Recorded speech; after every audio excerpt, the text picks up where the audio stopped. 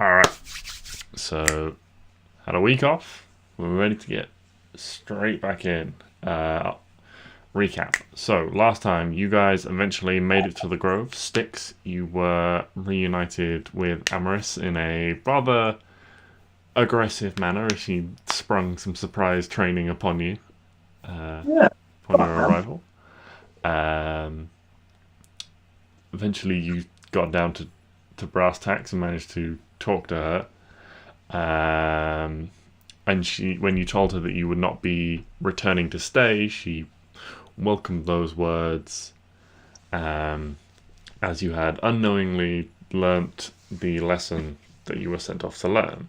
The world is a big place filled with creatures great and small, and require all the protection that you can afford to those in need. As a result, she told him and the rest of the party about her true nature. She is a being born of magic. Indeed, a manifestation of the beliefs of certain creatures, predominantly elves and animals for where she resides. And it is those beliefs that give her power. She also said that there were similar beings in the world, some much stronger, beings that feed off things like love, things like death, and so on. And some out there that are much smaller, believing of much smaller beliefs, or there's fewer people that believe in them.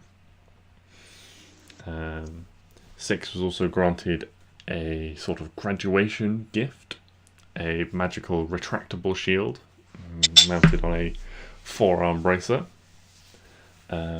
And when you all departed, you were instructed to return via a slightly different route back to Yelion, as there was a tree sentinel that she wanted you to check up on. Upon arriving in the area, you discovered that a large section of the forest had been reshaped into a sort of nursery for these slightly unusual trees that gave off a sickly sweet smell. And soon after you arrived, before you'd had a chance to really look around the place, a treant came rampaging into this area, its eyes bleeding this like black blood like sap, its mouth frothing with foam, and splits in its bark were also leaking this like black liquid. Yes. And so that is where we pick things up, with you guys face to face with this creature.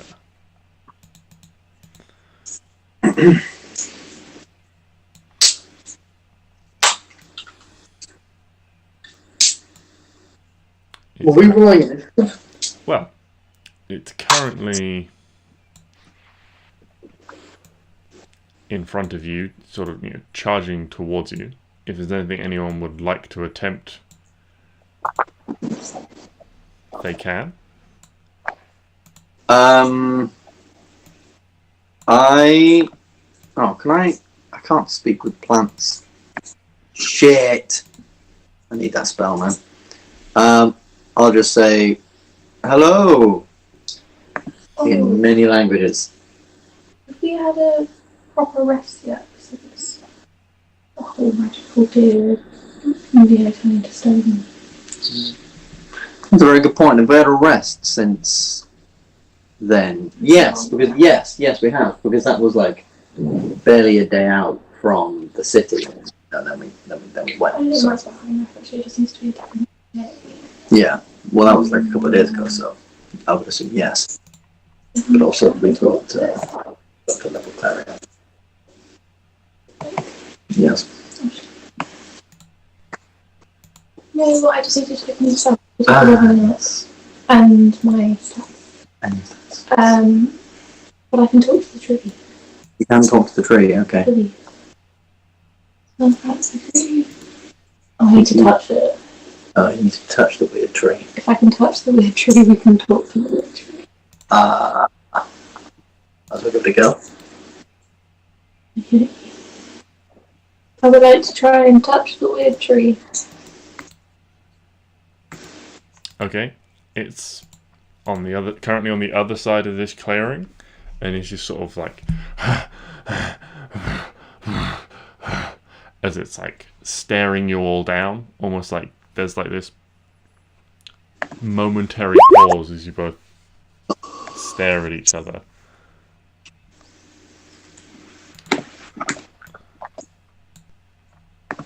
Did anyone also just do that hit dice roll? I've got so many hit points now. Oh yeah, I didn't put it on the max. I guess if you like convey that to the group, I'll pull out my shield, retract my shield, and I'll sort of like stand in front of you, giving a bit of cover, and we'll just sort of slowly move towards. Okay. I'm gonna tell you to wait. Clary will be fine. Clary is just gonna approach slowly, like hand out how to train the dragon style. Try to approach this tree. Okay, well, Yeah. I will throw you over here then, so you can see what's going on.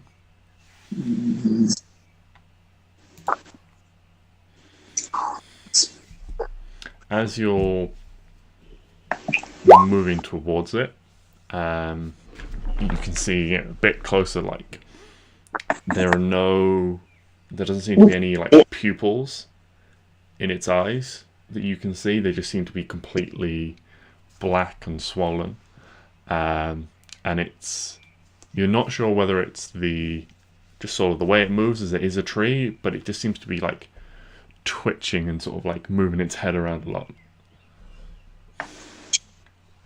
Yeesh. Oh, I will grant you guidance.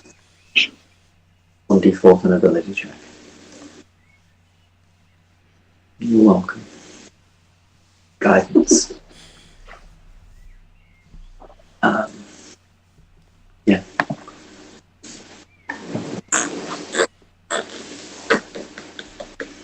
Do I need to use like my movement, or are we not in? Yeah, well, you need to move up to it. If you want to touch it, then obviously you've got to move up to it.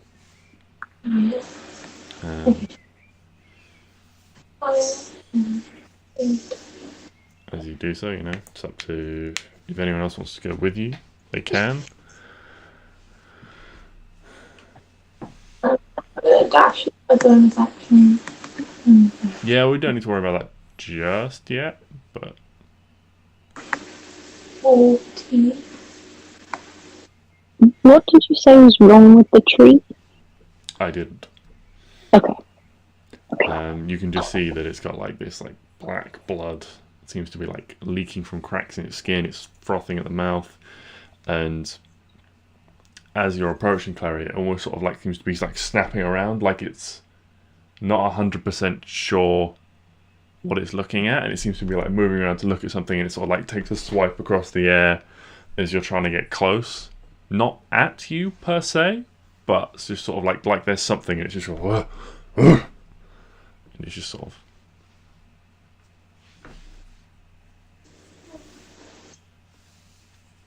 I would like to go up to it, touch it, and cast summons.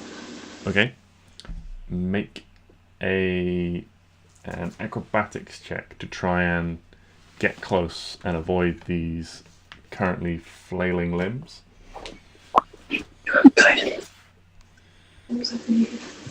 Oh, also make sure you update what stat you're using. Oh, shit, yeah, I don't know. I thought you were going to do dexterity. I need dex. It was 2 to it, wasn't it? Yeah. So you've now got 20 dex. 1d. Congratulations. And credit. 9. You can add a d4 to that if you want.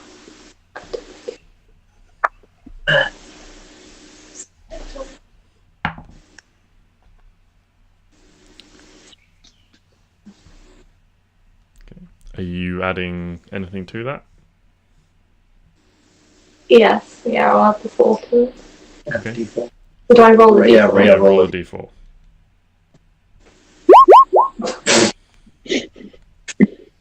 Even 20.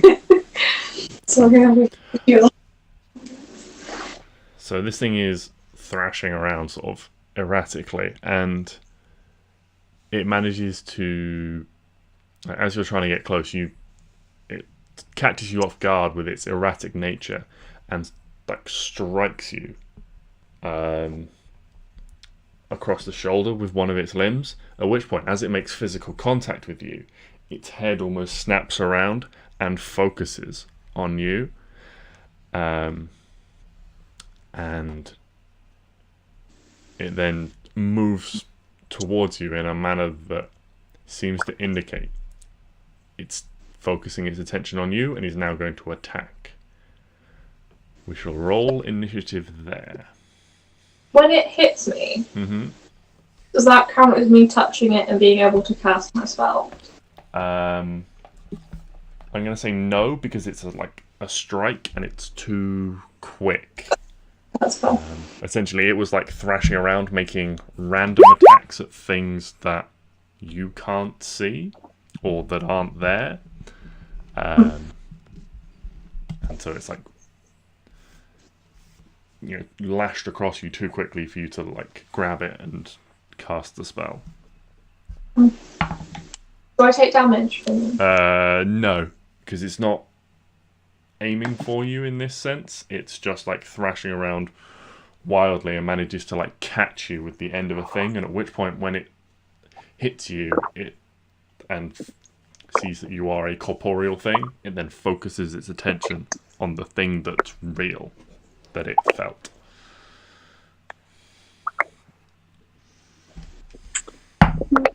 Nice, a 1 for Neo. Reliable. Oh,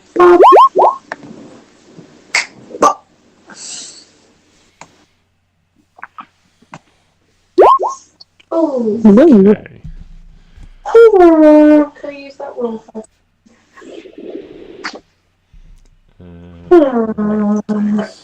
we've got Klari definitely up first, followed by Stix, followed by Arwen, followed by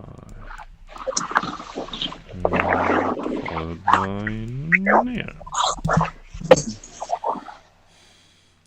So, Klari, you're up first. This thing has like made contact with you and suddenly switched its attention from being sort of erratic and looking around it to focused on you. And as it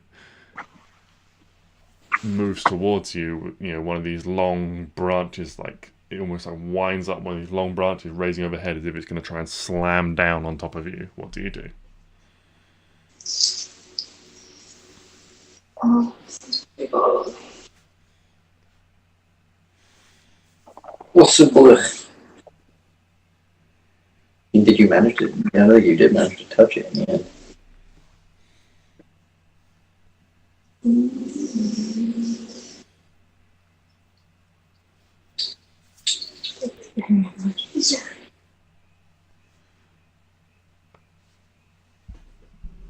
I think we should go.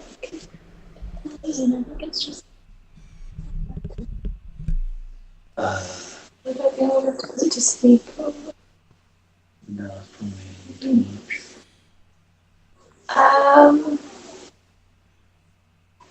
Can I try and touch it again? Yeah, make an attack roll with your spellcasting. So your spellcasting ability modifier to hit. Okay. So your intelligence plus your proficiency bonus, as this thing is. Intelligence left. Yeah. Hey! Hello. Oh my god. That's 27. Yeah.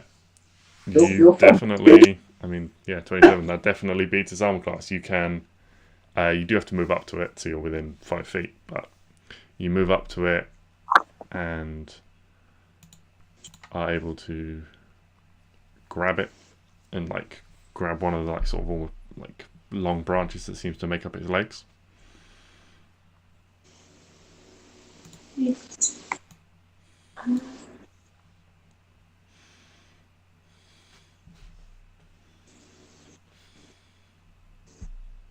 Oh, hang on. Would that count as an action? Grabbing it?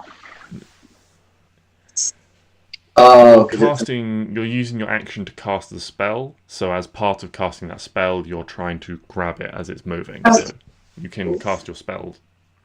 It's just whether or not your spell, like you would have been able to touch it to Yeah. cast. So I think it pretty much just means that it can understand. Mhm. Literally, you touch the ability to understand these. It is more of when the target speaks. Any creature knows at least one language. Okay, so we can hear it, it can hear it. So I'm just going to say, wait, please, we want to help you. What's wrong?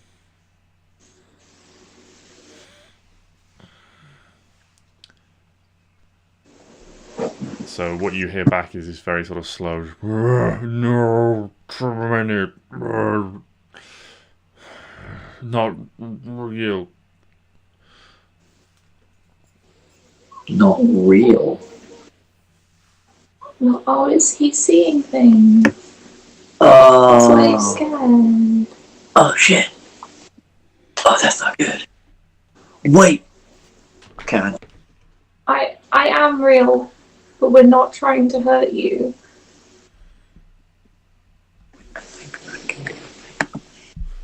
Okay, that's everything you get in 6 seconds. That's So, any bonus actions? I assume if I let go, it can still hear me now. Yes, yeah, you just have to touch it to cast, and then it lasts for an hour. So, not concentration, you're all good. And I'm going to use my bonus action to disengage and just step back a bit. So Okay. not too. Stix, you're up next. Alright. I'm going to. You have Elvis. Oh, you're not.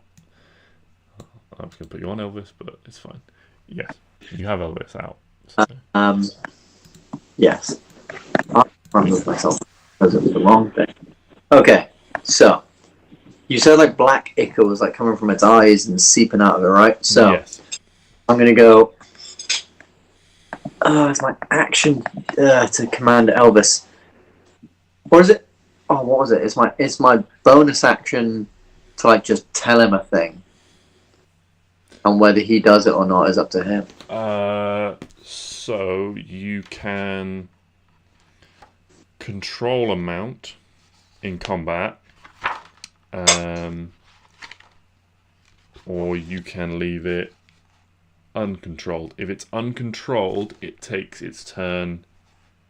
Well, it has its own initiative, but we'll say it takes its turn immediately after yours. Okay. So can I tell Elvis? Elvis, it needs our help. I have a plan. You don't have to hit it. Just get right up next to it so I can touch it. Go, boy. Yeah.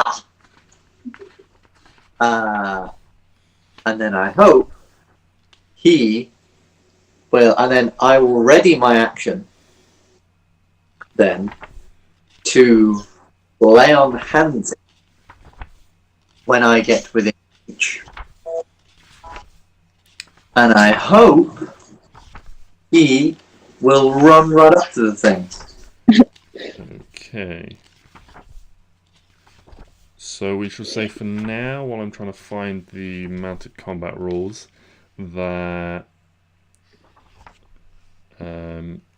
Elvis will just move his speed up to it. Like Aha! 50. Controlling the mount. One amount of charge you can control the mount or allow it to act independently. You can control the mount only if it's trained for the rider, blah blah blah. Initiative of control mount changes to match yours when you mount it. It moves as you direct it, but can only take 3 actions: dash, disengage, or dodge. The control mount can move and even act on the turn you mount it. Would that technically mean I can, Elvis could dash? Yes. So while you control Elvis, the only things he can do are dash, disengage, and dodge. And he takes his turn essentially at the same time as you do. Okay. So Cool. Essentially your speed becomes Elvis's speed. And Elvis gets an action on my turn. Yes. Right. And the action can be dash, disengage, or dodge. Okay, so that action will be dash. So I've got here with 50, 55, 60, 65, 70, 75 to get right up to it. And as he's on the turn to then bolt away and try and protect Klari, because I've seen this thing flaming around, I'm going to touch it. And by touching it, I'm going to use 5 points of lay on hands to cure it of any poisons or diseases. As I've seen this sort of black ichor, and I'm thinking that might be a thing. It says, alternatively, you can expend 5 hit points from your pool of healing to cure a target of 1 disease or neutralize 1 poison affecting it. You can cure multiple diseases and neutralize multiple poisons with a single use of lay on hand, expending hit points separately for each one. Okay. So you expend 5 lay on hands. You don't notice it have a visual effect as you do so. Okay. You feel the magic channel through you, but you don't notice any physical change. But that doesn't necessarily mean it hasn't worked. Or am I pretty sure it hasn't worked? You're unsure whether or not you've been able to help. Excellent. In which case, I'm then going to go 80, 85, 90, and put myself in front of, between it and Klari. Klari can dodge. Huh? I know you can, but I'm trying to help. Okay. And that will be my turn. Okay. Arwen, you're up. Okay, if I stand here, I can see it. Yeah. Is it flailing about still? Yeah. Like, it looks like it's about to slam down with 2 giant tree trunk arms now onto Stix and Elvis. I'm going to cast Dispel Magic in case it's a magic-y thing. Okay. What is the range of Dispel Magic? 120 feet. Okay. What do you have to do for Dispel Magic? That's a great question. How do I put it in the front? Right, there's the thing. Here's one creature. Him.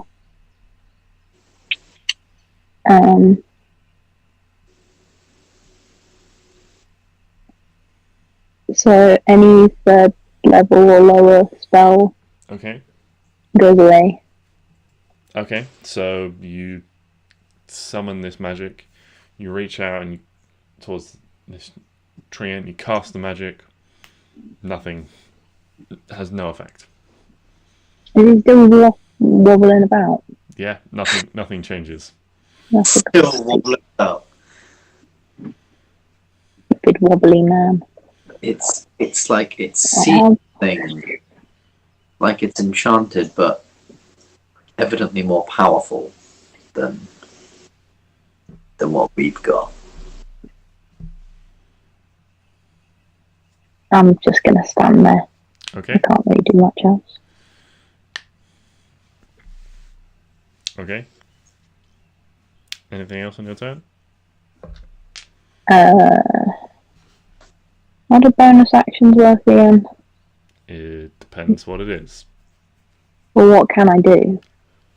I can't really do anything. It depends if you have stuff that is a bonus action. No, I don't think You I do. can't cast any Carry more on. spells. Okay.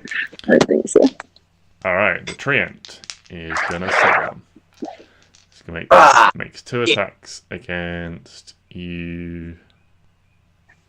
Well, make one against you, Stix, and one against Elvis. It's just kind of like indiscriminately slamming 2 hands down. Oh, I have to fucking die. Stix, do you want to be green or purple? I'm going to be green. Okay, that's a natural 20.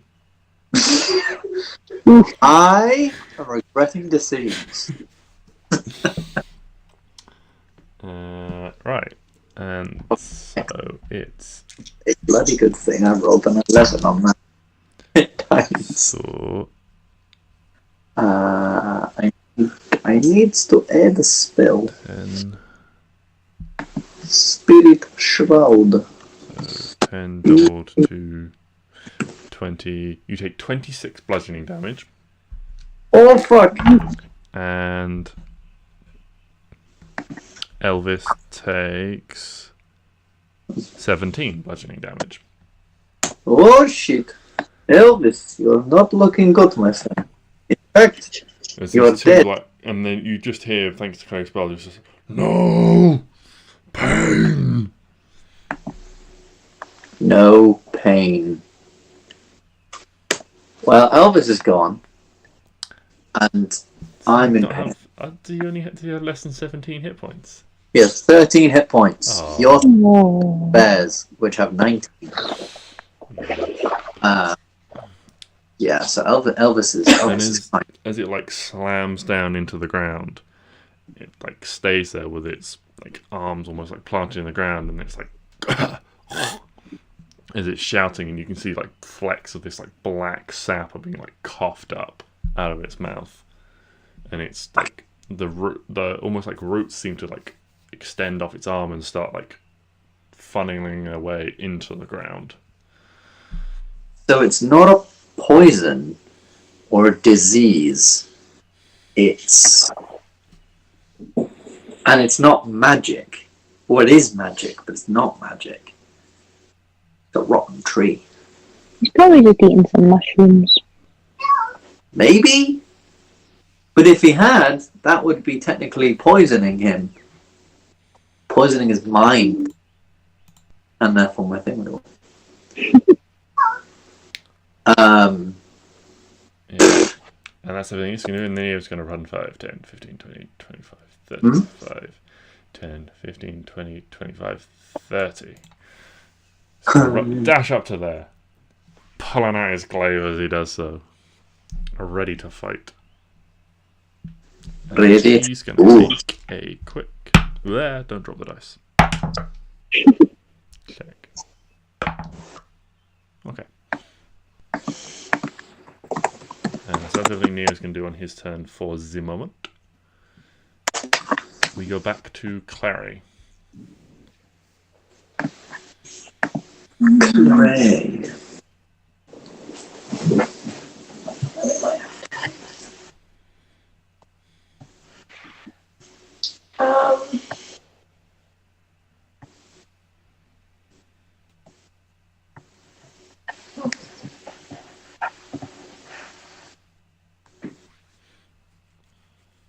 So you've got this tree and it's like doubled over with like 2 fists almost planted in the ground. You can see like roots like starting to curl their way through the soil from it, moving towards 2 trees nearby. These trees, by the way, are, you know, pretty like small. These trees on the map, so they're they're not going to get in your way for anything like for lines of sight and stuff like that.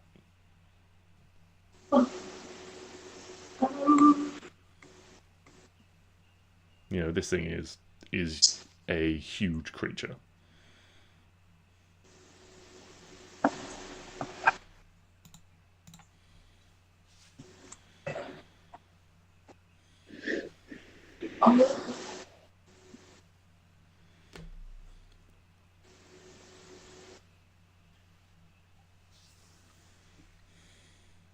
I'm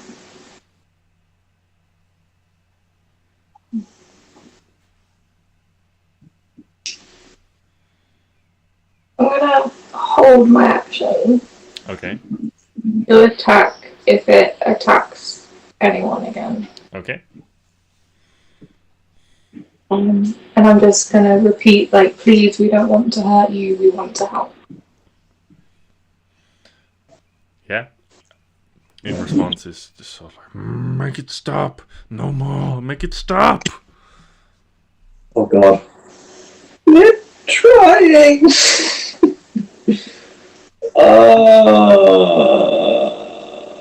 fine. We've got this. So that's everything then. Stix, you're up. Okie okay. I'm thinking. He wants us to make it stop. If we could, like. Can trees go unconscious? I feel like they can. Right?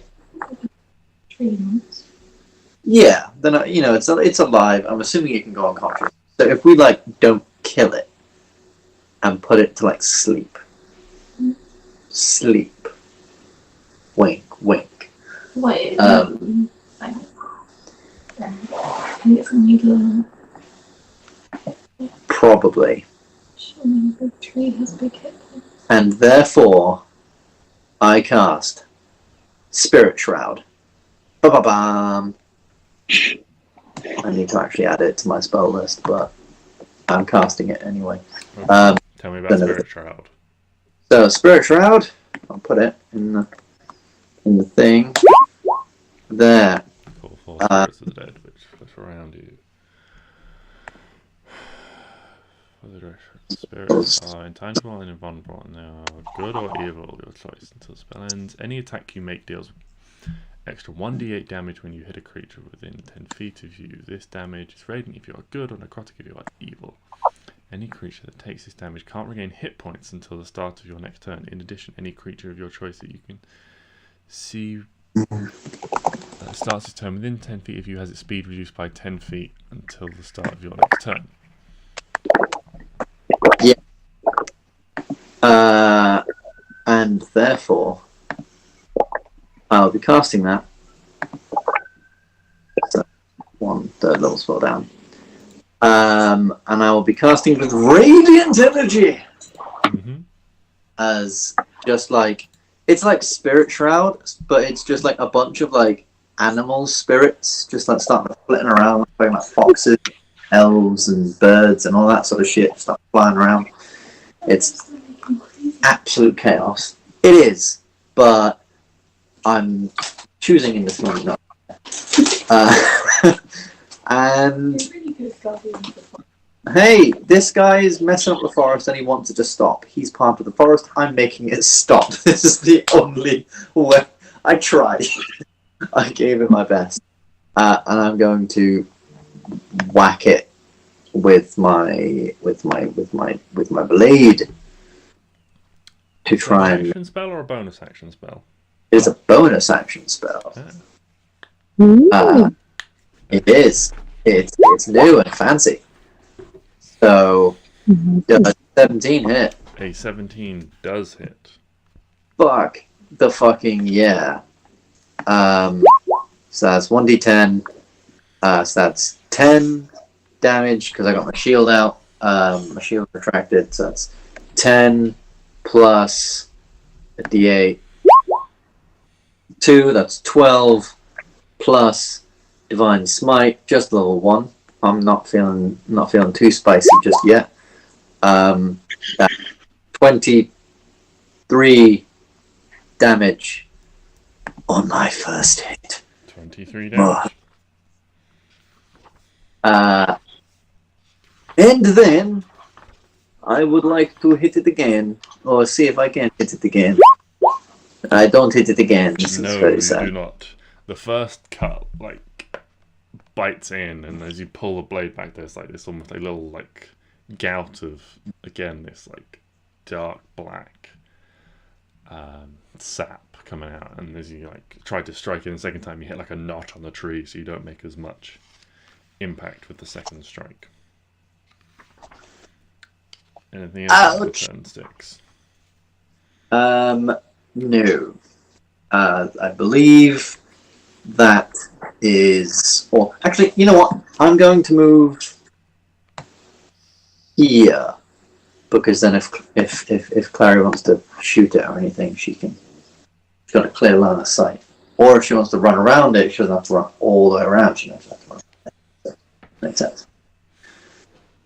Okay. There we go. Arwen, your turn. I'm going to cast Entangle. Okay. Does he look like he's gonna whack again? He's Or is he currently just got his stood there? arms like planted in the ground, and there are rapidly extending like roots reaching for 2 trees nearby. You can see them sort of like spiraling up and down through the earth towards these 2 like saplings. Okay, so it says a creature in the area when you cast the spell must succeed on blah blah blah blah blah. Does that technically mean that it can cover both the roots that are reaching around and his hands? So you would target. What's the area of the spell? 90 feet. No, not the range? What's the area? What a creature. So 1 creature. So Yeah. Yeah. So it's all part you of would him. you would cover all of it. In Excellent. targeting him, the magic would interpret that and try and grab all the bits of them to restrain them. Like, if you were targeting like a dragon, it wouldn't just be like a 5-foot bit tries to grab 1 foot. It would be like a load. Yeah. As long as there's no size limit on the spell. 20 feet. Okay. Yeah, so you can get all of him at the moment. Excellent. If he wants to move, he just has to make a strength check. So does he have to make that check now to avoid being grappled or restrained, or is it only if he wants to move on another turn? I think it's only. Hold on.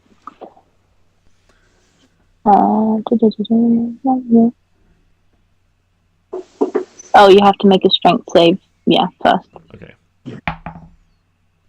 That is 15 plus 6 for 21.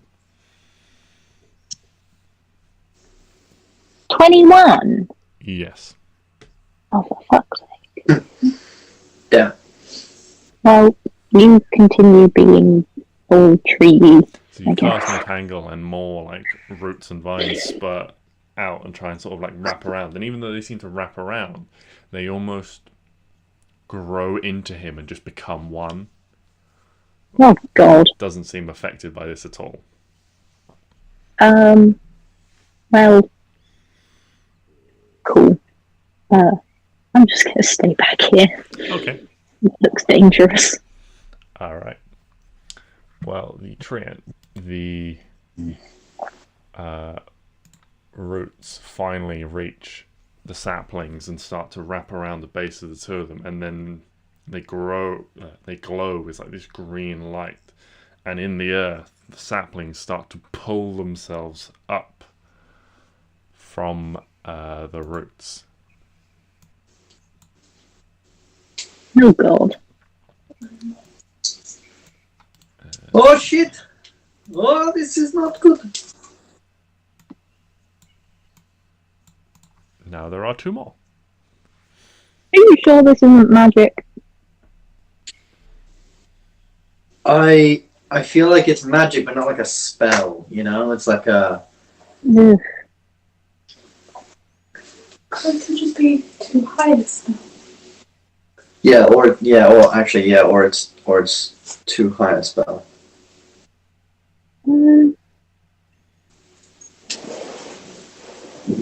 Please level each spell of this level or higher the target makes an ability. Well, no, because I just have to make a check if it was any higher. Yeah, as you like tried to reach for some magic to dispel, like There was nothing. there was nothing there. It didn't feel like you Yeah. were, like you failed. It just felt like there was nothing to target. I'm done, by the way. Sorry. Okay. Wait, no. It was his go anyway. Sorry. Yeah. So that's what he does on his go. Neo will on his turn run 1, 15, and he's going to make 2 attacks. They will both hit.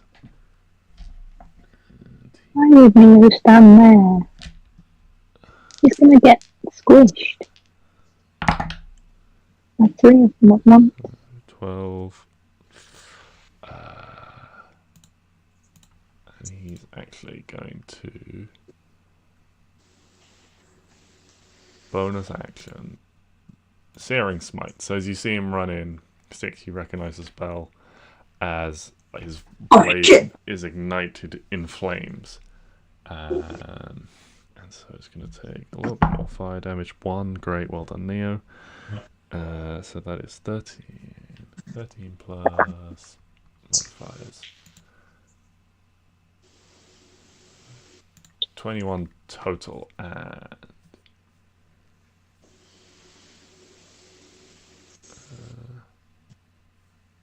oh no, so 20 at the moment, unless it fails to save. Which I think it's going to... Yes. So you see Neo like tries to, like, as he strikes, the flames like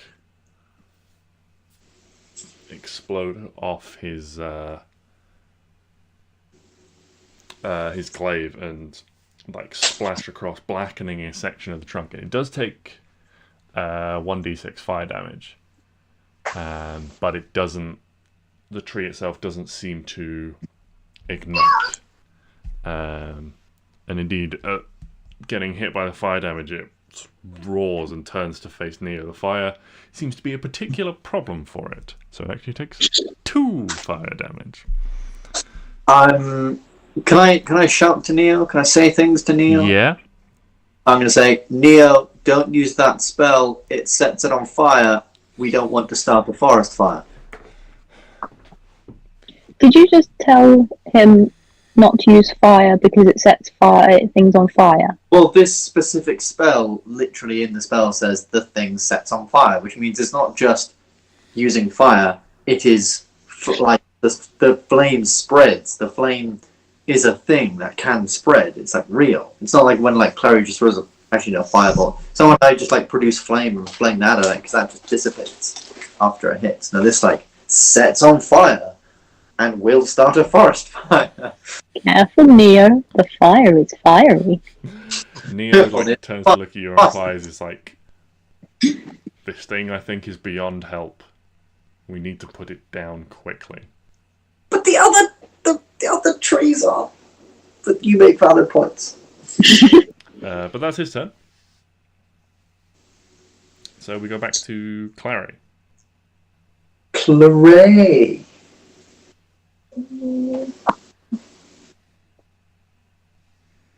How much did you do today? So We've done a fair bit. Stix did 23, Neo did 22.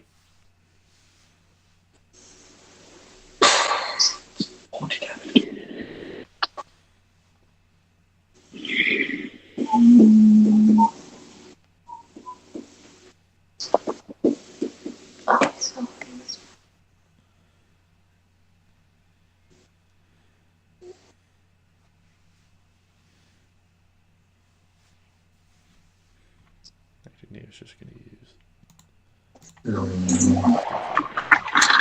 position slightly better.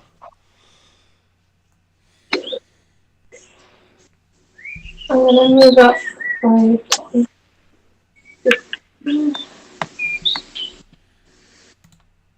What gems does it have in I think you have lightning.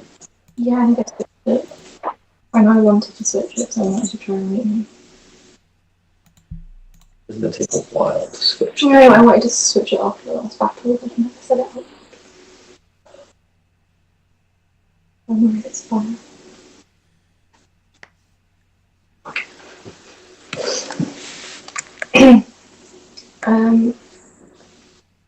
Does anyone remember what my crystal was last session? No. What are the options? I remember it being lightning, and then you wanted to switch it but never did. I remember I said that it was fire, because that's like a standard one. I think it's safe to keep it at. But I distinctly remember thinking I wanted to change it to lightning, like when we were taking a break. Well, there have been several days since that fight and this one. So if you want to, change what it is, I'm happy for you to just say, you changed it out during a rest, so that the crystal in the dagger is different. And then if you pick the elemental type now, that's what it'll be set to for this fight. Okay, it's lightning. Okay, lightning. And Grease lightning. Oh, Clary lightning gone through the free. Yeah, that definitely hits. Oh, Clary's lightning, my buddy. Yeah, I'm a fucking plus 12 to hit. Big magic dagger. ooh,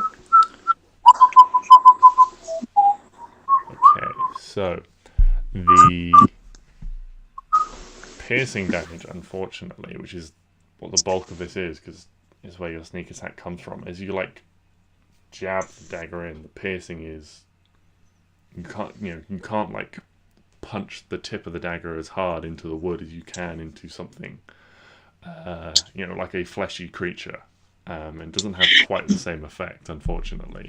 So yeah, something made out of flesh and bone. This thing is made out of wood and leaves. So unfortunately, that is only half damage for the physical damage. The elemental damage is unchanged, unfortunately. That's a poor roll on this one, so it's only 1. So in total, that's 16 damage. okay.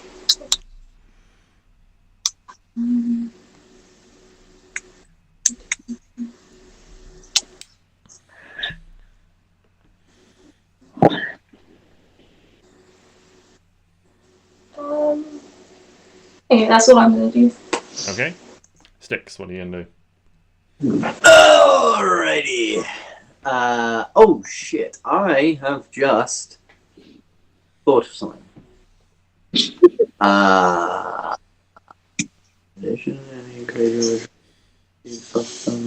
Okay, never mind.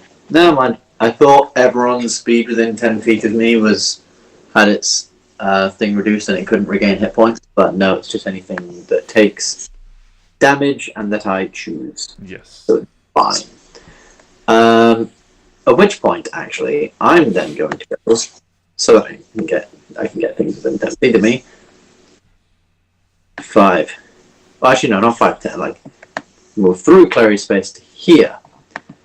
Seems like a bad idea. It's still 10 feet of movement, whichever way you go. I know, but I'm not within range of, like, a bunch of stuff. Oh, I'm going to regret my next movement. But then I'm going to go bam, bam, to get all of them. So now all of them can't move more than 10 feet. No, they all have their speed reduced by 10 feet, I think. Oh, right. Is that what it said? Has a speed reduced by 10 feet. Okay.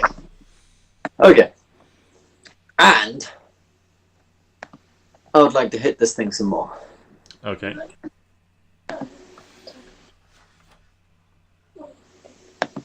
Oh, that's a good point. Does this awakened tree get an attack of opportunity against me? It does not.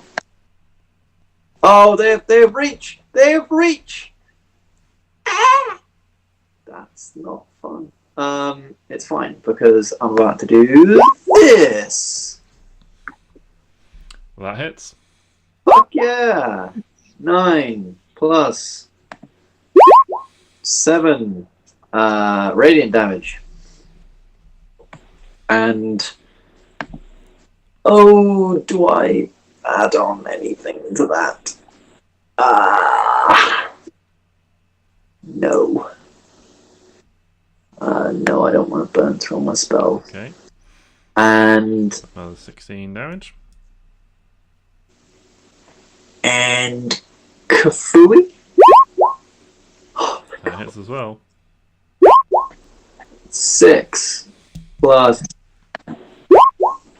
That's 11 damage. So 6 plus 5 radiant. And I don't think I can do anything with the bonus action. So I'ma just be here. Okay. Just chilling. Alright. Like this. Arwen, what are you doing?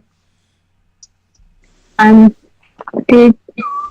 Stix did his weird lay on hands thing earlier, what did he cure or not cure? I cured of any poisons or diseases. Okay, But- right. Hasn't done anything, so I'm assuming it doesn't have any poisons or diseases. I am going to Scorch Rays. Okay. Roll to hit. Which one are you targeting? All three. They get one each. Okay, so the first one misses. Oh no. The second one hits. Which one's it against? Middle. I'm just going Okay, you're going across, yeah. across. Should I do the damage or keep Yeah, roll damage. rolling? 5 damage, but as it strikes, like roars, and you can see that this is more painful than the power of the Scorching Ray. It is essentially vulnerable. Is Colossal Slayer is only attacking, isn't it? Yeah. Melee weapons, I believe. Yeah. Or And weapons. 17 for the little 17 blue thing. just hits. Oh fuck, this thing crazy. So that is 12. Nice. Anything else on your turn? No, I feel quite good back here. Let me know if you guys need anything. Okay. Will do! We are so dead. Okay, so it is now the train's turn. We'll tackle the easy one first. This one is going to go 5, 10, 15, 20, 25, 30 towards the thing that just tried to set it on fire. And then, well, it's just going to use it's going to use an action to dash right up to you. Have you done that? That's really good. And then, let's see. The swan's going to go here and make 2 attacks against you, Klari. That's an unnatural 20 and a 29 to hit. Yeah, they would both hit. So that is 10, 16 bludgeoning damage from the first attack. Oh, hang on, there's 2. What was the damage, sorry? 16 bludgeoning damage from the first attack.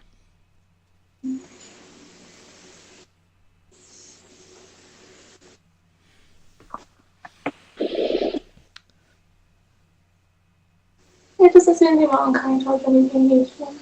Well, because it's your reaction to do, and you only have one reaction. What did I say is your reaction? It just says when an attacker that you can see hits you with an attack, you can use. Oh, yeah, no. You can use your reaction. Take it back. Cool.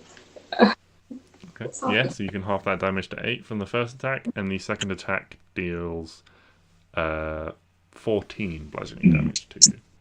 Oh, okay, good. Good thing. First And then the big one in the middle. 1, 2 Klari, 3, 4 Stix, 5, 6 Neo. So 1 against Stix, 1 against Neo. Stix, do you want to be green or purple? Oh, I'm always green, and Neo's literally purple. So that's a 29 to hit you, Stix, and a 12. 29. And a 12 to hit. So it misses Neo, but it hits Stix. And so Stix, you take 3, 6, 7, 13 bludgeoning damage. 13 bludgeoning damage. Oh, pardon me. As it sort of like thrashes around randomly and is just like flailing about, and one strike slams down with one of these arms that it's like ripped out of the earth and like chunks go flying. It slams down on you. Neo moves slightly quicker to backstep out of the way as the strike coming towards him, and like uses his glaive to like push it aside and whoomp into the earth. And it's like roaring. There's like flecks of this like ichor. Sorry, you said 16, not 30. Am I imagining you said 16 or 13? 13, right, okay. I was getting confused. Right, Chantal, you're doing a thing. That's fine. That's fine. That's fine. Yeah, you can see like the exertions of the thing where it's like twisting around now. The damage it's taken has caused like more splits to appear, and this sap is running down the outside of it faster in places where it's been burned by the fire. It's like singed, and this like sickly sweet smell has turned like an acrid that sort of stings your nose as you guys are fighting it. Ow. But that's everything it does on its turn. Neo then moves around to gain advantage, which is good because he rolled a 1. So he makes 2 hits. And he does 10, 18. And following Stix's instructions, he's not going to use any more. Well, he's not going to use fire anymore, but he's going to pump a first level smite in instead to gain an extra 11 damage for a total of 29.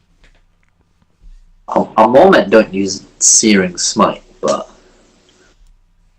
Well, yeah, that's why he's Divine Smiting instead, because you told him not to use Searing Smite.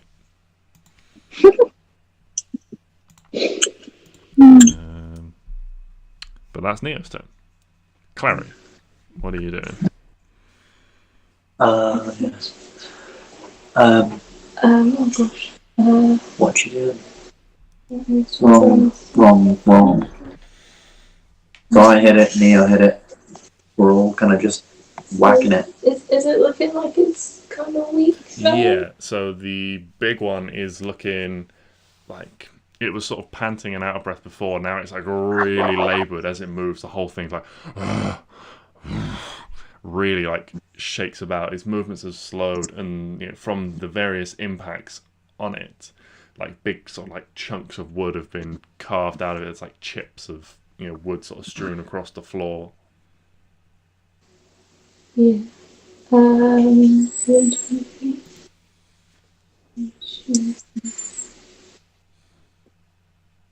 Okay. I'm gonna cast Sleep.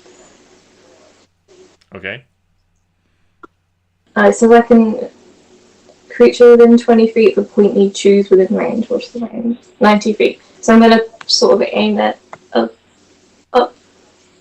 Where's 25? Sort of up a bit so that it doesn't hit the little one, but will hit the big one. Okay. It will also hit Neo. Sorry, okay, actually no. Well, isn't it so it just like any remaining hit points go to the thing with the next highest hit point? It starts with the lowest, yes. And I'll send Neo to sleep. I won't know. So yeah, it starts with, if I remember sleep correctly, it starts with the lowest. Yeah. And then if you beat the hit points of that creature's put to sleep. And then any remaining hit points, try to put the next to lowest creature to sleep. I'm gonna cast it here. So it just gets the big tree. Okay. Yeah, that's Roll sleep at whatever level you're rolling sleep. Was it 5?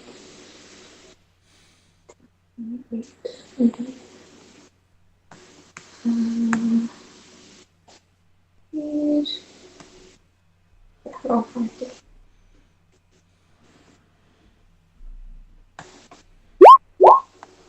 "23." So quite literally, like a tree falling in the forest. I'm gonna roll a d4 to see what direction it falls in. 2. It falls into the empty space. Okay. And yeah, this tree just sort of totters and just his arms like go limp by its sides and just with like a creaking and groaning of wood. Just, and you feel the ground shudder beneath your feet. As it is now asleep. For 1 minute. Okay. 1 minute. Anything Is else on your the turn, Clary? I'm gonna disengage as a bonus action from this tiny one. Okay. 2 hands. 5, 10, 15, 20, 30. Okay. Alright. Arwen, what are you doing? Stix, what are you doing? Oh, so this one's gone down.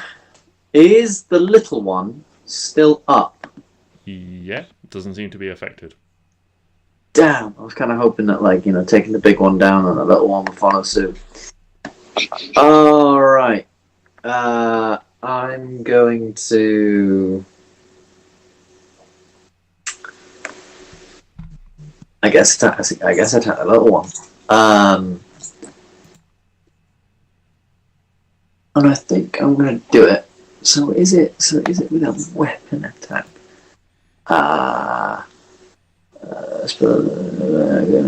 So spend any attack you make deals 1d extra damage when you hit a creature within 10 feet of you. Okay, and produce flame doesn't say anything about the flame spreading, it just sort of says it takes the damage. So, I'm going to give that a shot, because I haven't done that yet. I haven't done that in a while. What produce flame? Cantrips. Feeling all useless. But, that was a terrible plan. Why did I ever bother? Unfortunately, you're a little bit worried, about this fire catching, as you don't put as much sort of magic behind it, and just sort of fizzles out in the air in a puff of smoke. Cool. And then I'm going to go... I'm going to go anywhere. How's everyone looking in terms of, like, health? Just so I Neo know. looks healthy. I'm not doing this turn, but... As fit as a fiddle. Fit as a fiddle. And you're... How are you looking health-wise? On a scale of 1 to 64.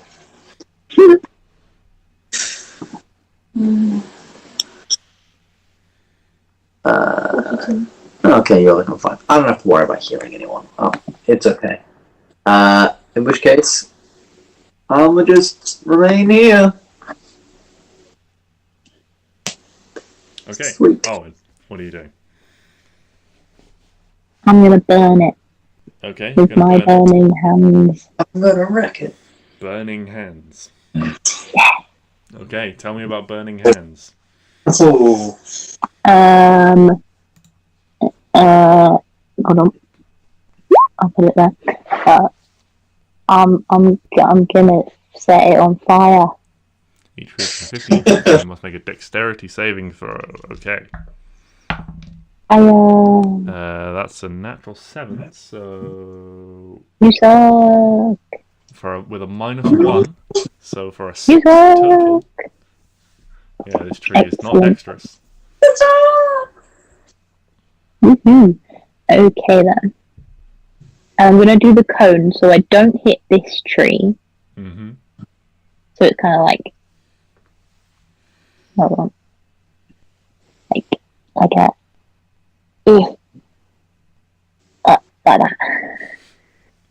Okay. You know. Yeah. I mean, So it's not it'll gonna just hit. touch the edge of this tree, but all you see is just like a few leaves on the tree like shrivel due to the heat. Yeah, I'll just say sorry for Stix, but like I don't really care, Yeah. but it happened. Yeah, roll the Okay. 3d6. Roll the damage. Nice. If I click on this, will it do it? That's a big shit. Oh well. Yeah, so 8 damage. Again, doubled, so 16 damage to this tree.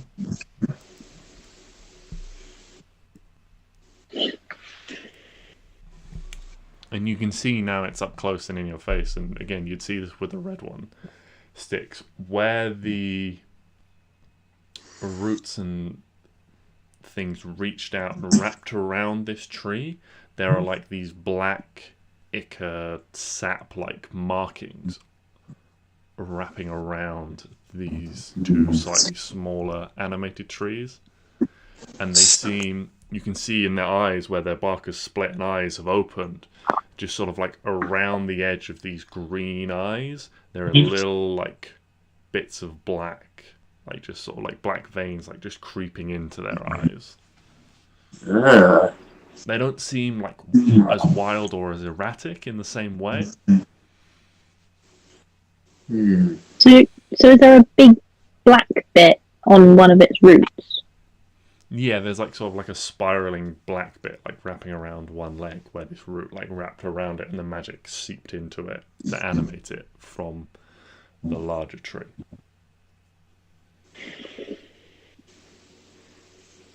Okay. Okay.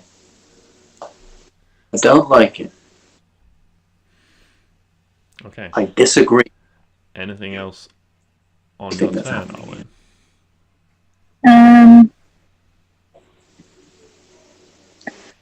No. Okay.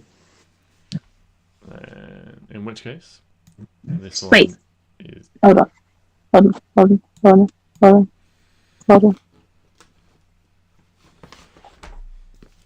No, it's fine. Carry on.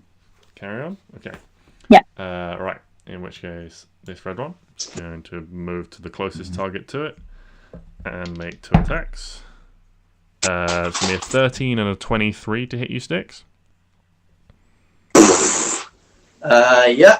23 will sadly hit. Okay, so that's 14 bludgeoning damage.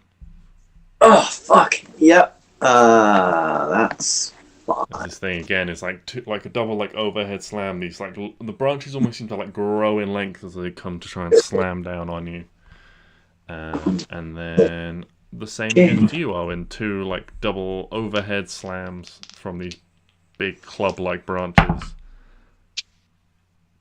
So that's a natural 20 That's just rude. for a total of 30, That's just rude. and a 12 for a total of 22.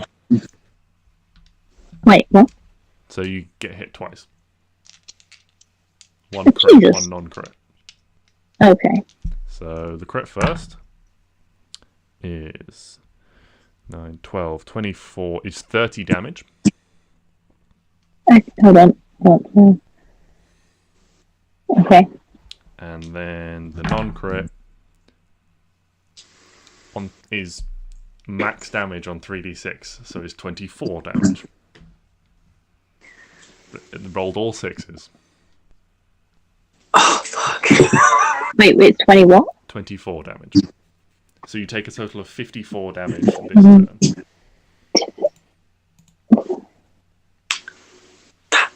That's a lot of damage. Fuck.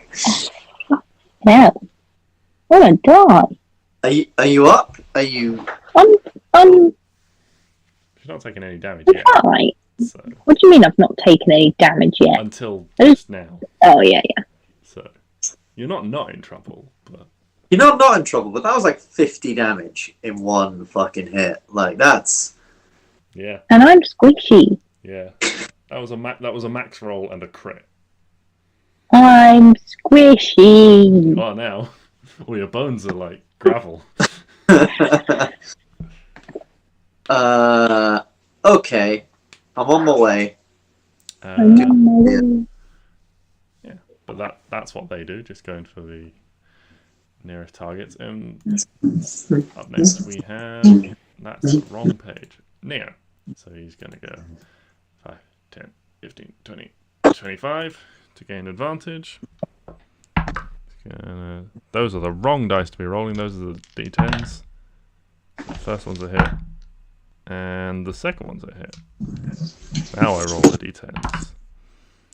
Oh, that's shit damage though. 12. And then let's grab an extra d8 for 12 plus 8. 20. So 20 total damage to red from both of Neo's attacks. That's a leveled Russian entry. But you see that Neo almost seems on his way past his last movement to move down towards Arwen after she takes these two massive blows. That's not what I meant to do. I meant to close that and scroll down. So that's Neo's turn. Klari, what are you up to?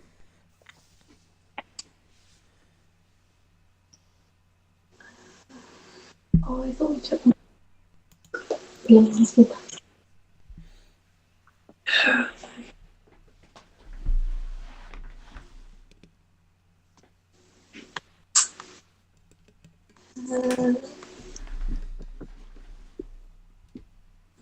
Big one's still asleep, right? Yes. Yeah, the big one is still asleep.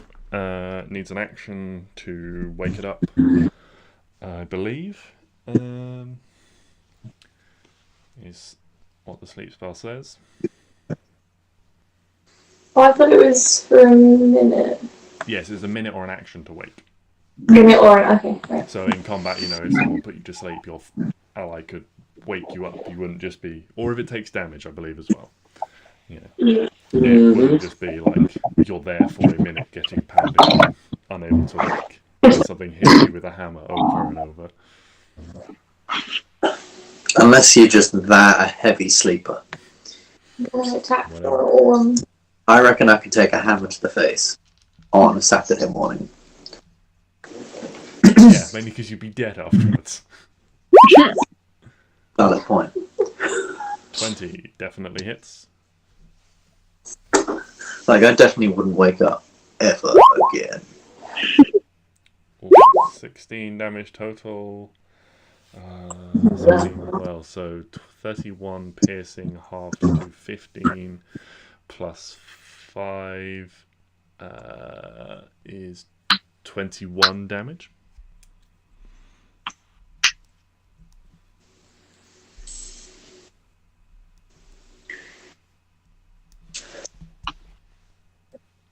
Bonus action? I'm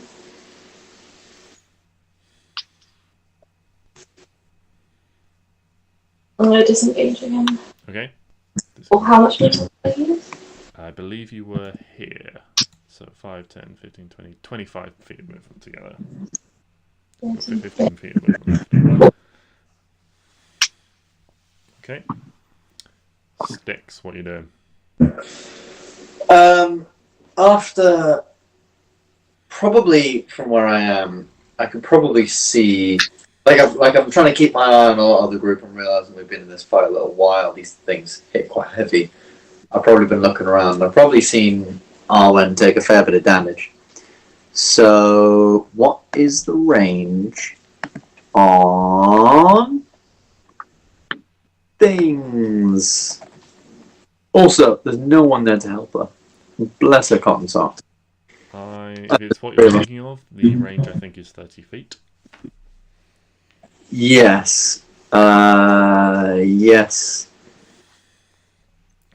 No, it's not. The thing I was thinking of was Cure Wounds, but I forgot that's That's touch, yes.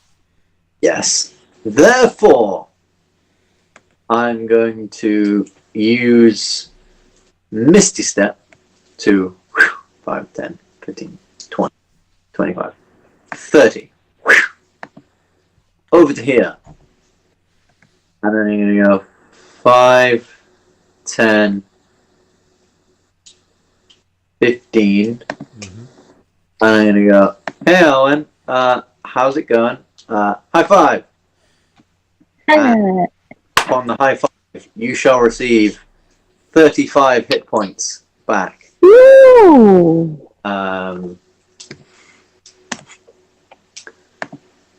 Congratulations, Yippee. HP. And then I will go, so it's 5, 10, 15, 20, 25, 30. Oh, fuck, I couldn't quite get that. That's fine. That's totally bitchin'. Yeah, and I think that is where I shall remain. Okay. Oh, what are you doing? You just received a healing high five from Stix. That was fun. Now I'm gonna burn everything he loves. Oh, fuck. Okay. I'm just gonna do the same burning thing again. Burning hands. Oh shit! Hold on. Is it gonna will hit him? Stix if you do. Oh. No, it won't. No, it won't. No, it won't. Okay. No, it won't. Oh.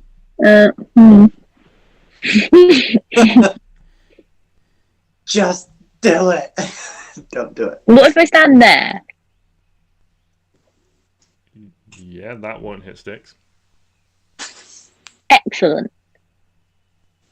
Oh, fantastic. Oh yeah, these things have reach. So that's not necessarily an attack of opportunity.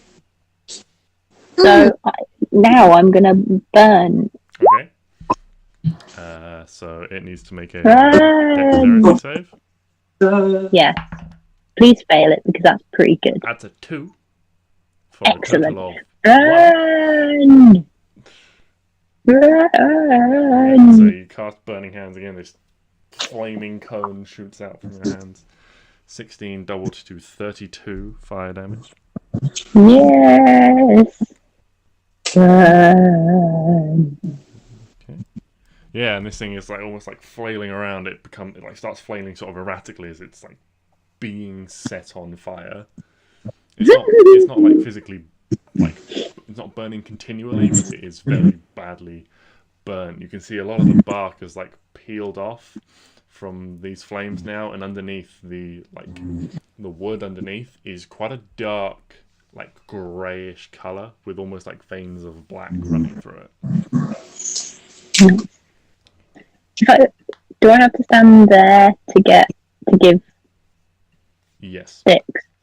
If you want to give Stix an advantage on his next turn, yes. There you go. Thank you. Happy Christmas or whatever you celebrate in your religion. Probably the harvest. Happy harvest. The harvest would be the most prominent festival of Zuriel. Probably, yeah. Happy Tree Day. Earth Day. So Tree's turn. Make 2 attacks against Neo. Neo is apparently fucking Teflon this session, as both of those miss. And then we'll say 1 against Stix and 1 against Arwen. Again, Stix, I'll offer you the choice again, green or purple. I am green. You are green, so it's a 25 to hit. Arwen's 18 to hit you. Why? Oh yeah, it still hits me. That wouldn't have hit me. The green dice is rolling really well tonight. Why? Picking Why? it. Always not on my side. Stix, you take 19 bludgeoning damage. Oh, And Arwen is this thing like it's almost like Whomping Willow, like whirlwinding around. Arwen, you take 17. you take 20 bludgeoning damage. I'm in trouble. It's okay.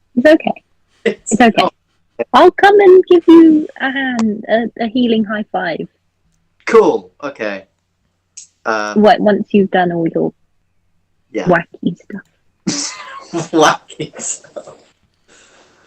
I am going to need it. Not in a good way. How to lose 70 hit points in 5 minutes, as illustrated by Stix. Okay. Well, Neo's going to take his turn. He's going to make 2 attacks again. So that's a 17, which just hits, and a natural 20. Fuck yeah! So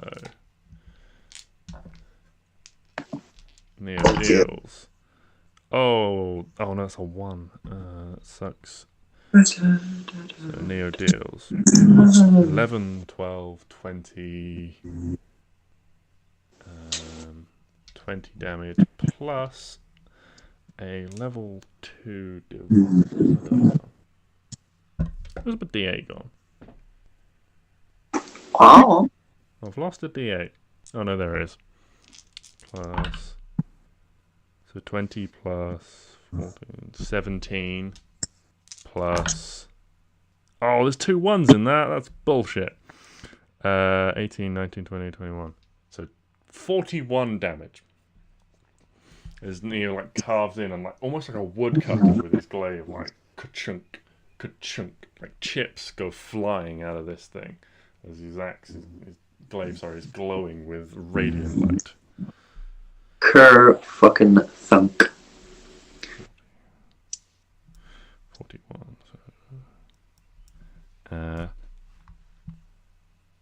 And then he is going to bonus action Misty Step. 5, 10, 15, 20, 25, 30. And then run. Well, he's just going to sort of hold his position in between here and just wait and see what happens to either of you two.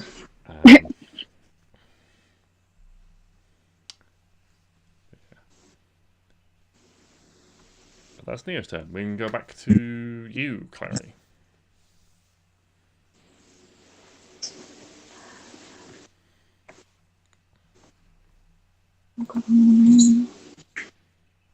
You are, but you'll be fine.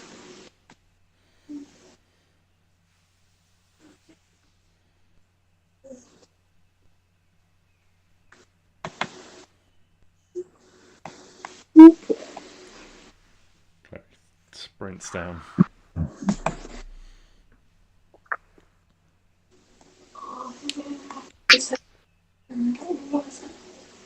Pardon, what was that? Piercing isn't doing much. The only thing I can do is set it on fire. I feel like that's a bad idea. Yes and no. Stix has his view. As we know, Stix's views are debatable. This is the man that likes to jump on things. Hey, and then I get a better view of things. It's on top of a giant.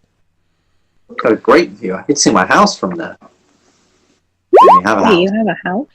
No, I don't really have a house. I'm not going to hit it anyway. My house. Unfortunately, an 11 misses. Just a reminder, if you're within 5 feet of an enemy, ranged attacks are at disadvantage. But Yeah.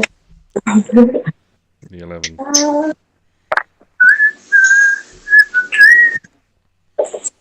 I'm going to run away again. Okay. Disengage. Oh, wait, no, how far did it? 30? No, you did 40 from on there. Oh, I did. No, so I'm going nowhere. Okay. Here we go. Stix. Alright. Oh yes, can you make a concentration check for Spirit Shroud? Oh shit! Yes, I can. DC 10, I think. I can't remember the damage exactly, but we'll say DC Is it 10. a concentration check or concentration save? Constitution saving throw is a concentration Yes. check. 23, you're fine. You've still got Spirit. Oh my god. First time I've rolled a good con save. Ever. Like, ever. Except for that time the basilisk bit me. Actually, no, I rolled really badly then as well, didn't I? Anyway, time to whack-a-mole. So still got Spirit Shroud. And I got advantage. 22, definitely hits. Haha. 9 plus 5 plus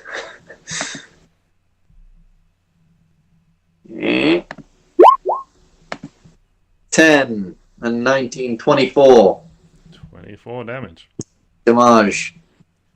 It doesn't go down with that swing, does it? No.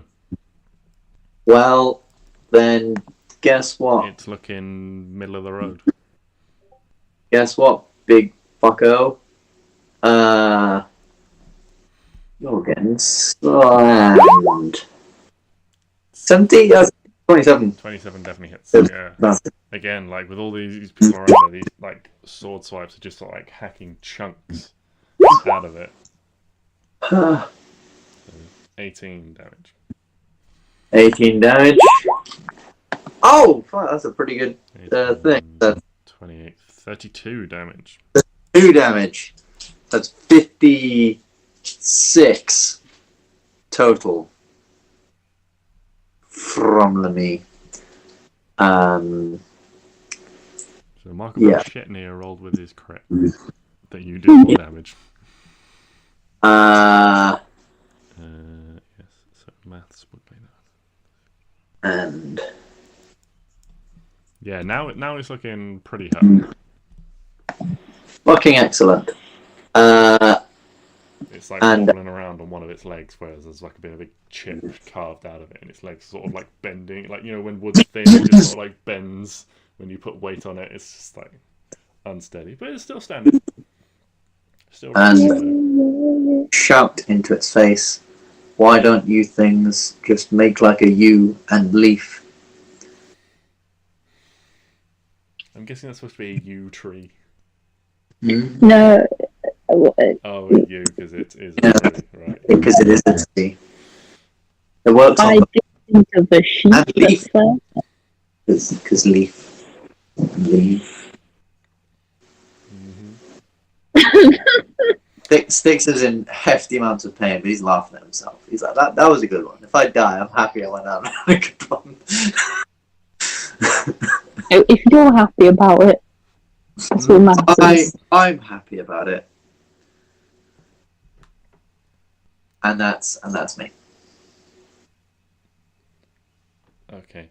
Arwen, what do you got? I have a quick question. On Stix's whatever he was rolling, why on the one-handed does it add 1 magic, but two-handed it doesn't? Because roll 20 is weird. Because it's like a second damage type, it thinks that it's like, the sword deals like, it thinks it's usually for things like when the sword deals 11 damage and 8 fire damage, or like, Oh. how like Clary's thing deals like damage, and then, so yeah, I don't think there's a way to set it up where it, you get it to do that for both. Which is very Fair nice. enough. You can set it up to manually add +1 to the second damage roll. Yeah, I think you're right. It comes through as like +1 mod rather than +1 magic. Yeah. But yes. Anyway, sorry, I What just do have a question. You've got a pretty injured tree in front of you. I'm high-fiving Stix. Okay, you run around and you high-five Stix. Yeah. You're not looking good, are you? I'm really not. I have 7 HP.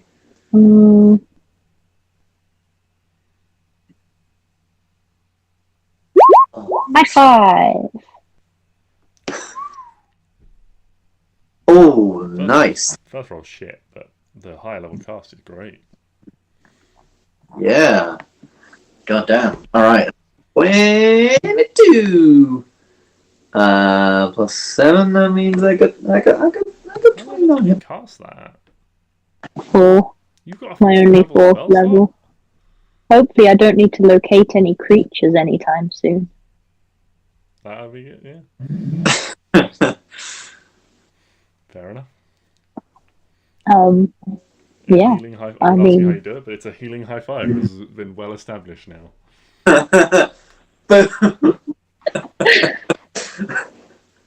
And we do a little jump while we do it. Yeah. Do a little drum. Yeah. There's like a freeze frame, like Like a Mario, you know. yeah, it's a great time. Okay. That's that. Anything else on your turn, Arwen? No. I'm Okay. good. Treant's turn. The red one is gonna use his action to wake up the big guy, Oh no. as there's nothing around it. So that's the One one. of us is gonna die. So it wakes up. This one uses half its movements to stand up and just looks around like erratically. Again, like it doesn't seem to have immediately picked up on its surroundings, and it's just sort of like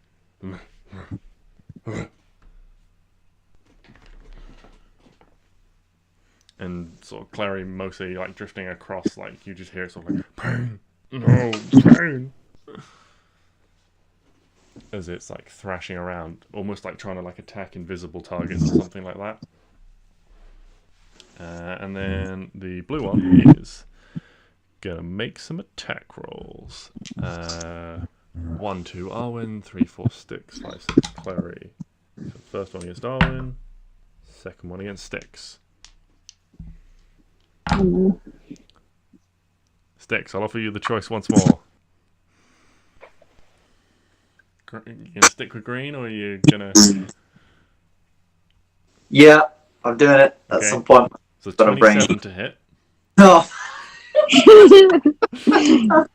I don't think it would have mattered because it's a 21 on the other one. So That wouldn't have hit. No, that would have hit. all right, Yeah, no, because my AC. all right. With First my one shield. against you, Arwen, is 19 bludgeoning damage. Second one against you, Stix, is a bit lower. That's 8. It's 14 bludgeoning damage. So again, it's almost like you guys are like high-fiving next to each other as these two huge club-like arms come down, whoop, and just the ground shudders with the impact, and you both sort of like get like clipped on the shoulders. You try to throw yourselves apart, but you take the impact. Ow! What? And as you look at this thing, there's no intelligence behind its eyes. There's no recognition of what it's doing. It's just acting on instinct.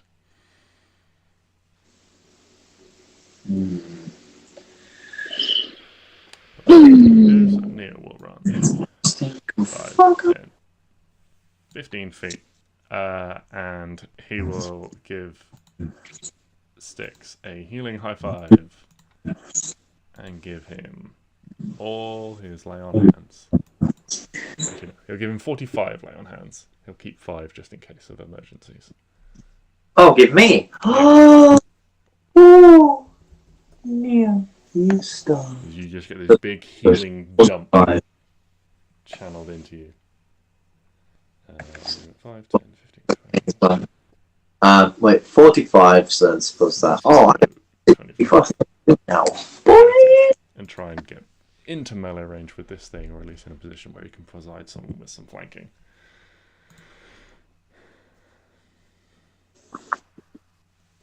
But that's his turn. So we go once more. Klari. We've got one thing close by. It's looking pretty hurt. There's another like what the big treant is standing on its feet, kind of like crazed and like moving around erratically. It's moving quite sort of slowly, almost like swatting, like almost like you imagine it'd be almost ineffectual against something. It's pretty weak looking, scorched and burned with this ichor like blood just oozing from lots of different cracks in its trunk. And the same with the red one is looking not too bad. It's looking injured, but it's the most healthy of the remaining of all of them. I'm gonna attack the blue one.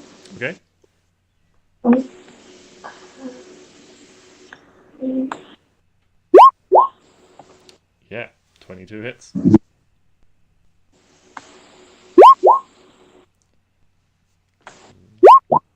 So that's 26 halved to 13 plus 1 elemental damage for 14. Nice. Looking good. Fine. Bonus action attack.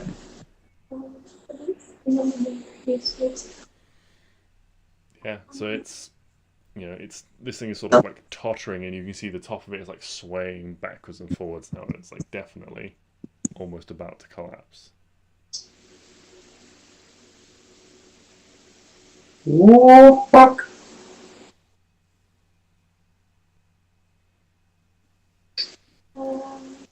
Bonus actions, any movement, Klari?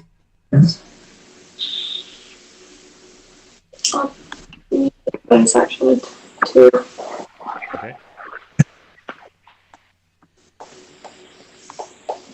Can I offhand with my elemental dagger, or I'm assuming it would need to be a different It one? would have to be a different weapon. Yeah. Unfortunately, a 14 doesn't hit. That's everything. Stix. Right. It's time to destroy. I'm going to move through the space of my comrades to here. Okay. In order flanking with Klari, in case it doesn't go down. I'm going to keep Spirit Shroud still up, still rocking and rolling. And I'm just going to whack it. I'm going to whack it some. 27 hits. Did. Spirit Shrouds. 13. 13. And I'm not going to add a smite this time because I'm running real low on spell slots. I wanted to get this over quick.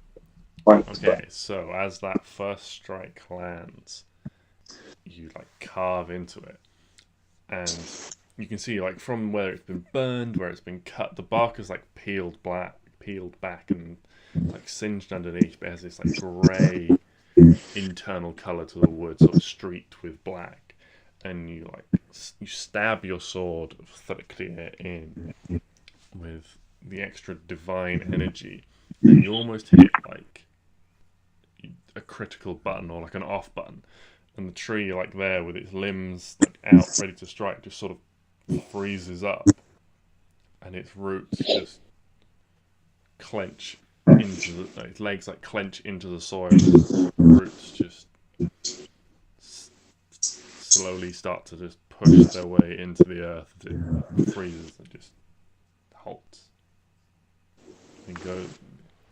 The eyes that had opened on its trunk just close and almost seal up as if they were never there in the first place. And it stands there as an inanimate tree once more.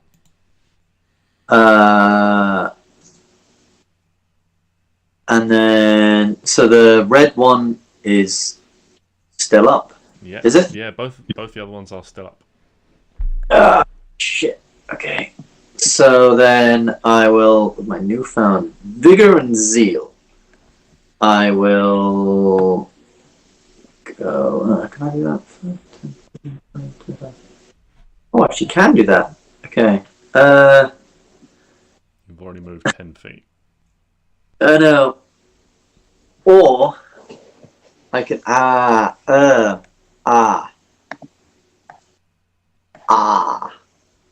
because here's the shtick. I don't think I can, because I did that, and then I did that, and then I did that. So actually, I don't have any second level spell slots left. So I'm going to just turn and begin my march towards the next one. And that'll be my turn. Okay. Arwen. I'm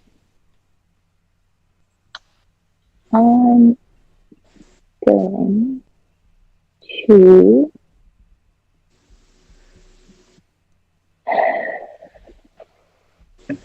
I'm gonna summon my wildfire spirit. Okay. Um, You're going to do that. Hold on.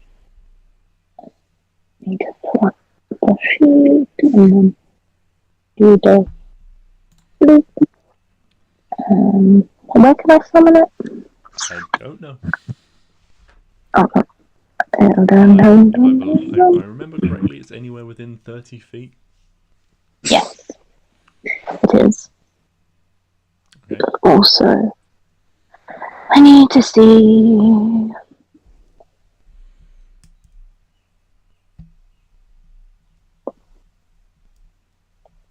Okay, I'm gonna. How far can it run? Is it a? Okay, it's an action to do that. Okay, and then I'm gonna tell it to go and do the flamey thing on it on the tree. So I'm just gonna make it go and do the flamey thing Can on you the be a tree. little bit more descriptive, please? I don't know what you're doing. Flame seed. Okay. But, So it's making a ranged attack. is it ranged? Is ranged. It can stay here. How exciting. Yes.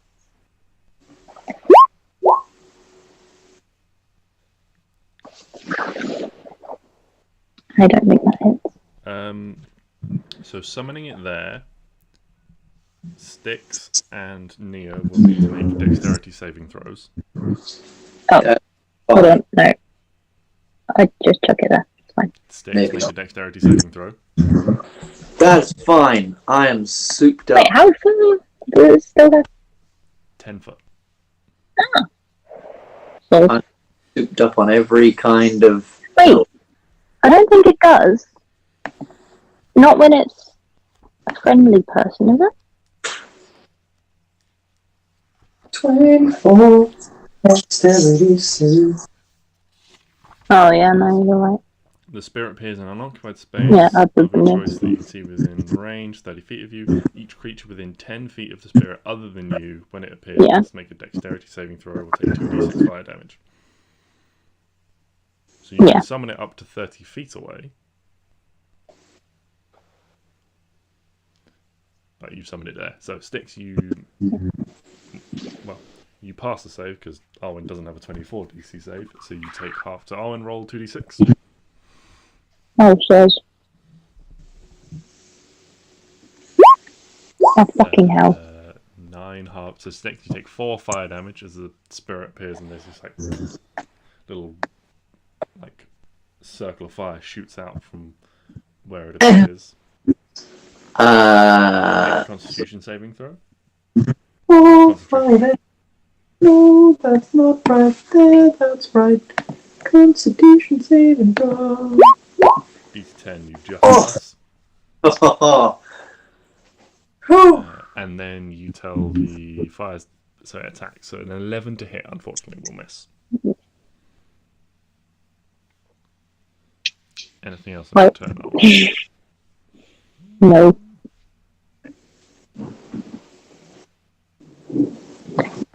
Okay.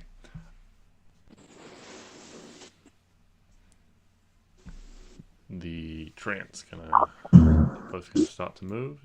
5, 10. No, it has an intelligence of 1. It doesn't know jack shit. 5, 10, and it's gonna try and attack the fire thing. I'm assuming, what's the fire thing's AC? Because it's definitely gonna get hit. 13. Okay, so it takes. Oh, that's a big roll. It's 6, 12, 15. Takes 21 points of damage from the first attack. And What, the 2? yeah, this thing is using both of its attacks against the first thing in front of it. It has an intelligence of 1, so it doesn't really recognize it as like fire is danger, just a threat, die. And then it takes 8, 13, 19 damage from the second attack. Because it's made of fire Yes. and it's touching the fire, Yes. would it technically take damage for touching the fire? Does the Mm. wildfire spirit have an ability where things take damage when they attack it or when they hit it?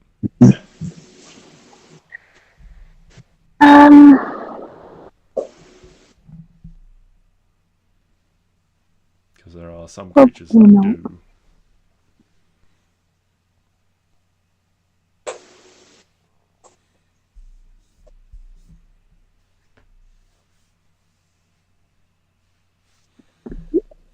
Let's take the fire. No. Then no, it doesn't. Aww. Unfortunately. Fire. But also magic. Fiery magic. Is it still around? No, God no. Oh, okay. How do you get rid of him? I don't know how to get him to go away, so he's just gonna stay there. Oh no, he's gone. Okay. And then the big one, I'm going to roll to see what direction it moves. 1, 2, 3. Ah, it rolled a 5, so it's moving straight down. And it's going to like move only half its movement. 5, 10, 15. As it sort of stumbles blindly in like a random direction again, still like swatting at invisible things as it moves. Neo's turn. He's going to go 5, 10, 15.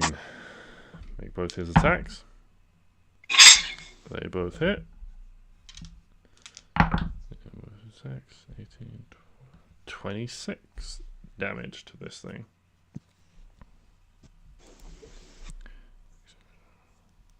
So you see Neo charges in again with his glaive and is like again just carving chunks out of the trunk of this thing as he goes.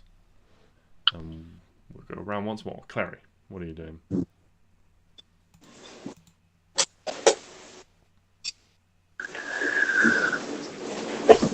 Oh, did the thing get up? Bastard. It's up and it's moving and it's like stumbling around, still like disorientated. Unfortunately, I rolled to see which direction it would move randomly, and it moved towards you guys. So That's really nice. It's real nice. We're gonna die. I'm gonna attack the. Hopefully. Maybe not. unfortunately, 14 misses. Hand attack. Yeah, 12 also misses. Then Klari does nothing. I'm sorry. Stix, what are you doing? Full of zeal and might, I shall charge into the fray and go 5, 10, 15. And now, okay, so we know that one must be pretty wounded by now, right? Yeah, they're both looking reasonably hurt. Like the big one is close to death and seems to be moving more aimlessly than directioned, and the other one is not intelligent enough to really know anything, so it just moves sort of straight towards the thing, slam, and carry on. Yeah, I'm gonna go for the big one. Let's see. 26 definitely hits. Kerthunk. And Kersplat. 12 12. damage. 12 damage.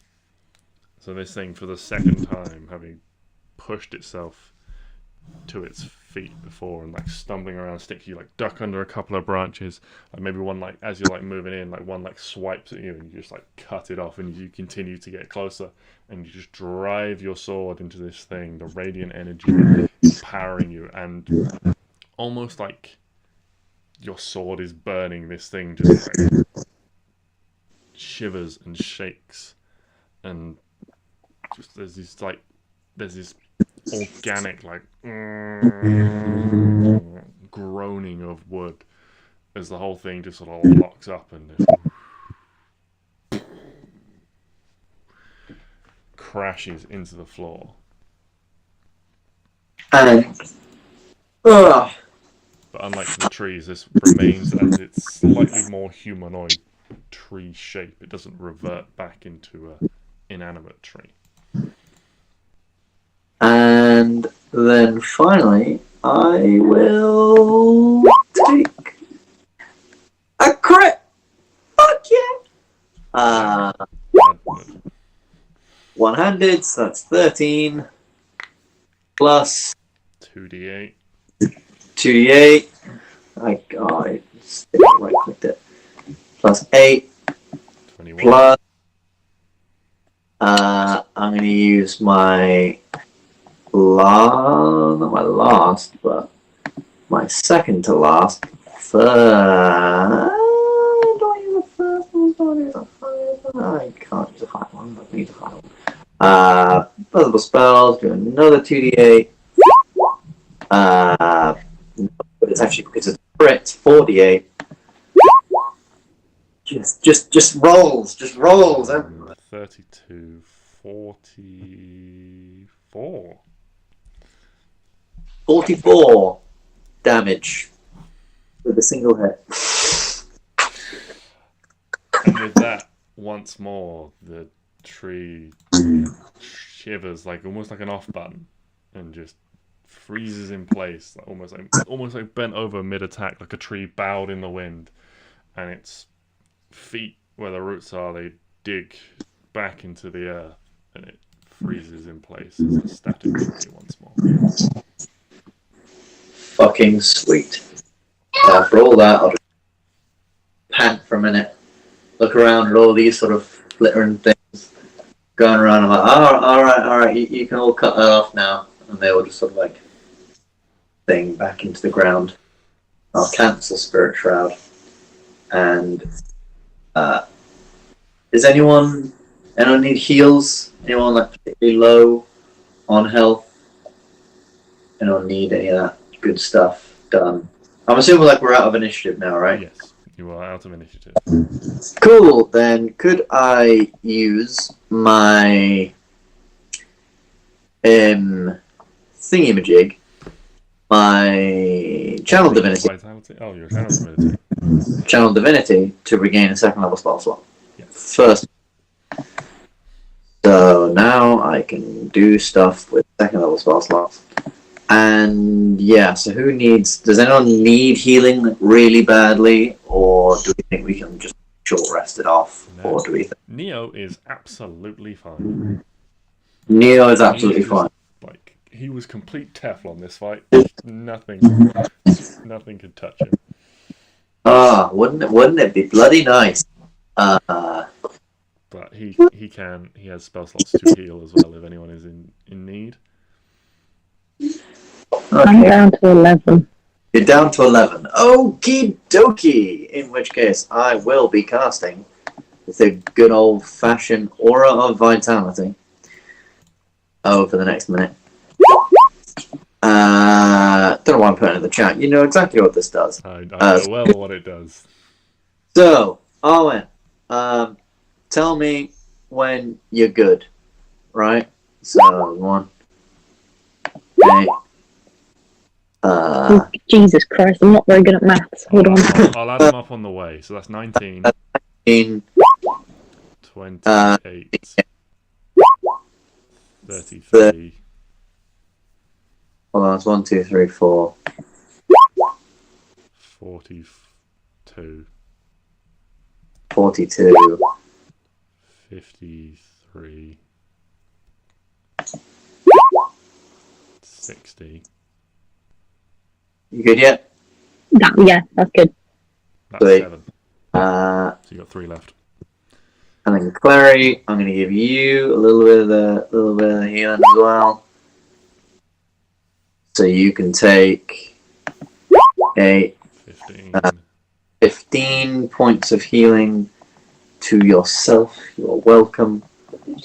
15 indeed. So you're now pretty good. You're on 7. And then I'm going to heal myself for one of those. Oh, that was a good one. There. So you take a little bit of time, Stix. You take a minute to just sort of gather everyone around and dish out some healing. And then I will, first of all, request that we take a bit of a short rest to just calm and gather ourselves, and so that I may get my channel divinity back. As well as just the last little bit of healing, and so that we can maybe take a little bit of time just to figure out what the hell went on here. And also ask that we take a quick 5-minute break because I really need to pee. Okay, yeah, we'll take a quick break. Thank you. Come back real soon.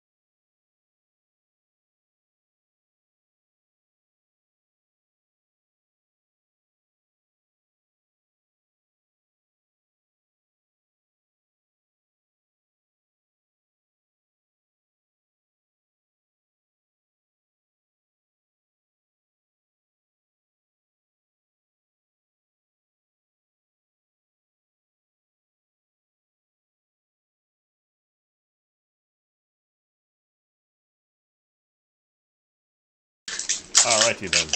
Jumping straight back in. Yeah.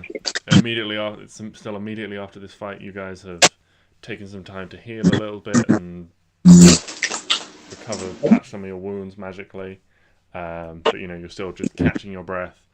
The body of this thing is lying on the ground. What are you guys doing? Can I make any kind of check to determine? So obviously we know it wasn't poison. Also, I'm going to roll a hit dice for short rest. You haven't taken a short rest yet. Oh, we haven't taken a short rest yet. No, this is in the immediate moments after you've spent all that healing and stuff like that. Okay. I'm going to say, okay, so I'm going to look over the body of the big thing. Mm-hmm. And we know it wasn't a disease or poison, and maybe it was higher level magics. But can I look over it and try and ascertain what was potentially driving it insane? Because it was something driving it crazy. It wasn't. I don't think it was inherently bad. Yeah. So you're going to look over the body. Yeah. Make a nature check for me. Oh, I was hoping you would say those exact words. I have expertise. Yeah. 27. Okay. So you look over this thing and you can see the bark is from the injuries and stuff has been chipped away in places. It's peeling away, and as you sort of climb over it and start to look at it, it's almost like a rotting log in places. The bark is so soft, it just sort of peels away, and as you lean against it, you almost slip as the bark just slides off this thing. Ugh. This thing is looking at it and examining it, taking your time to study it. The only thing it reminds you, or the closest thing it reminds you of, is a zombie or an undead. This tree isn't actually undead, but it's so close to death that it's almost rotting on its feet. And it was still alive, but whatever was pumping through what accounts for its tree veins seems to be the thing that was keeping it going. It has this blackenedness to it, these blackened lines running through it, this black sap oozing from it in places. Whatever caused this seemed, and you reckon that if you found something in an earlier state, then you could have healed it, but this thing was so far gone to be on the point of death that it was only this sort of manic frenzy that kept it moving. So it's like someone essentially got a tree, got it down really, really low, and then pumped it with a bunch of stuff to give it almost vigor again. Yeah. Made it insane. That is so fucked up and kind of terrifying. And all the while, all through this fight, and as you're taking the time afterwards, there is that unnatural, sickly sweet essence to the air. Neo is sort of wandering around, looking at some of the trees and stuff like that. Is there anything that anyone else can do, Arwen, Klari, while Stix is examining this body? What would you like to be doing?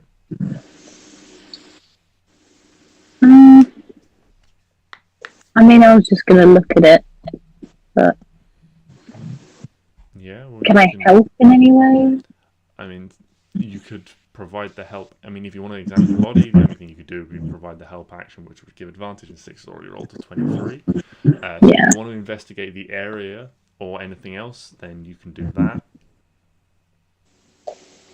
Yeah, can I look at all the other trees just to make sure they're not? Yeah. Okay. Yeah. Make a nature check again to examine all the other trees. You can have advantage on this as it's what Neo's doing as well.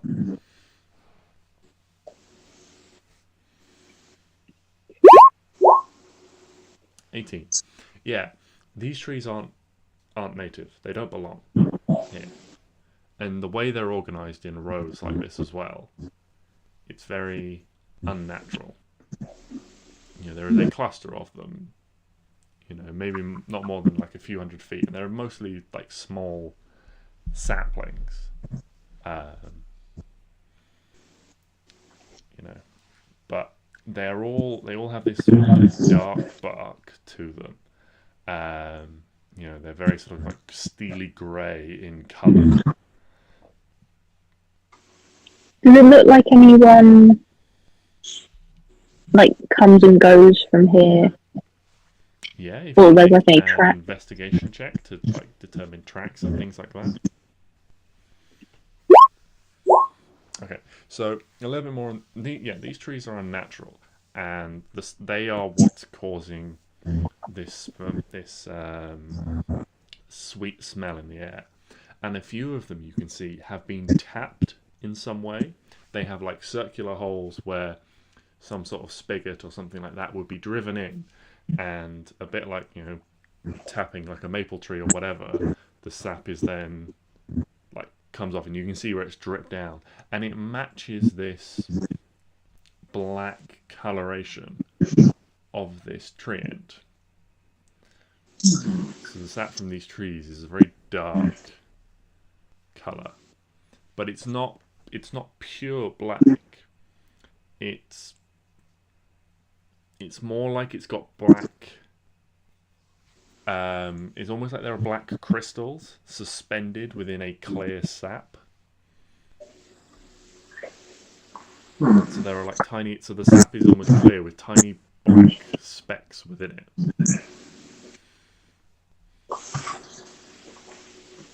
But yeah, your investigation check, you do find some regular tracks leading. You know, there are footprints. They're difficult to follow as they're sort of all over the place. There's been no attempt to conceal them, so they're quite easy to find. But they all seem to lead back and forth towards this cave. This rock, there is a very slim crack in it, just wide enough for someone, you know, it's maybe sort of 8 inches to probably more like a foot to 16 inches wide. So you know, a slim person could squeeze their way inside. Can I leave a message for Matilda and ask if she knows about anything to do with clear sap with little black bits in it? Yeah. Hey Matilda, you know anything about little black bits in sap? Thanks. Talk later. I think this is how it works. How do I hang up? I still haven't got the hang of this. I can't do it. I don't have to start. And that's not it beeping, that's just Arwen. That's Just go beep. She doesn't want to see people.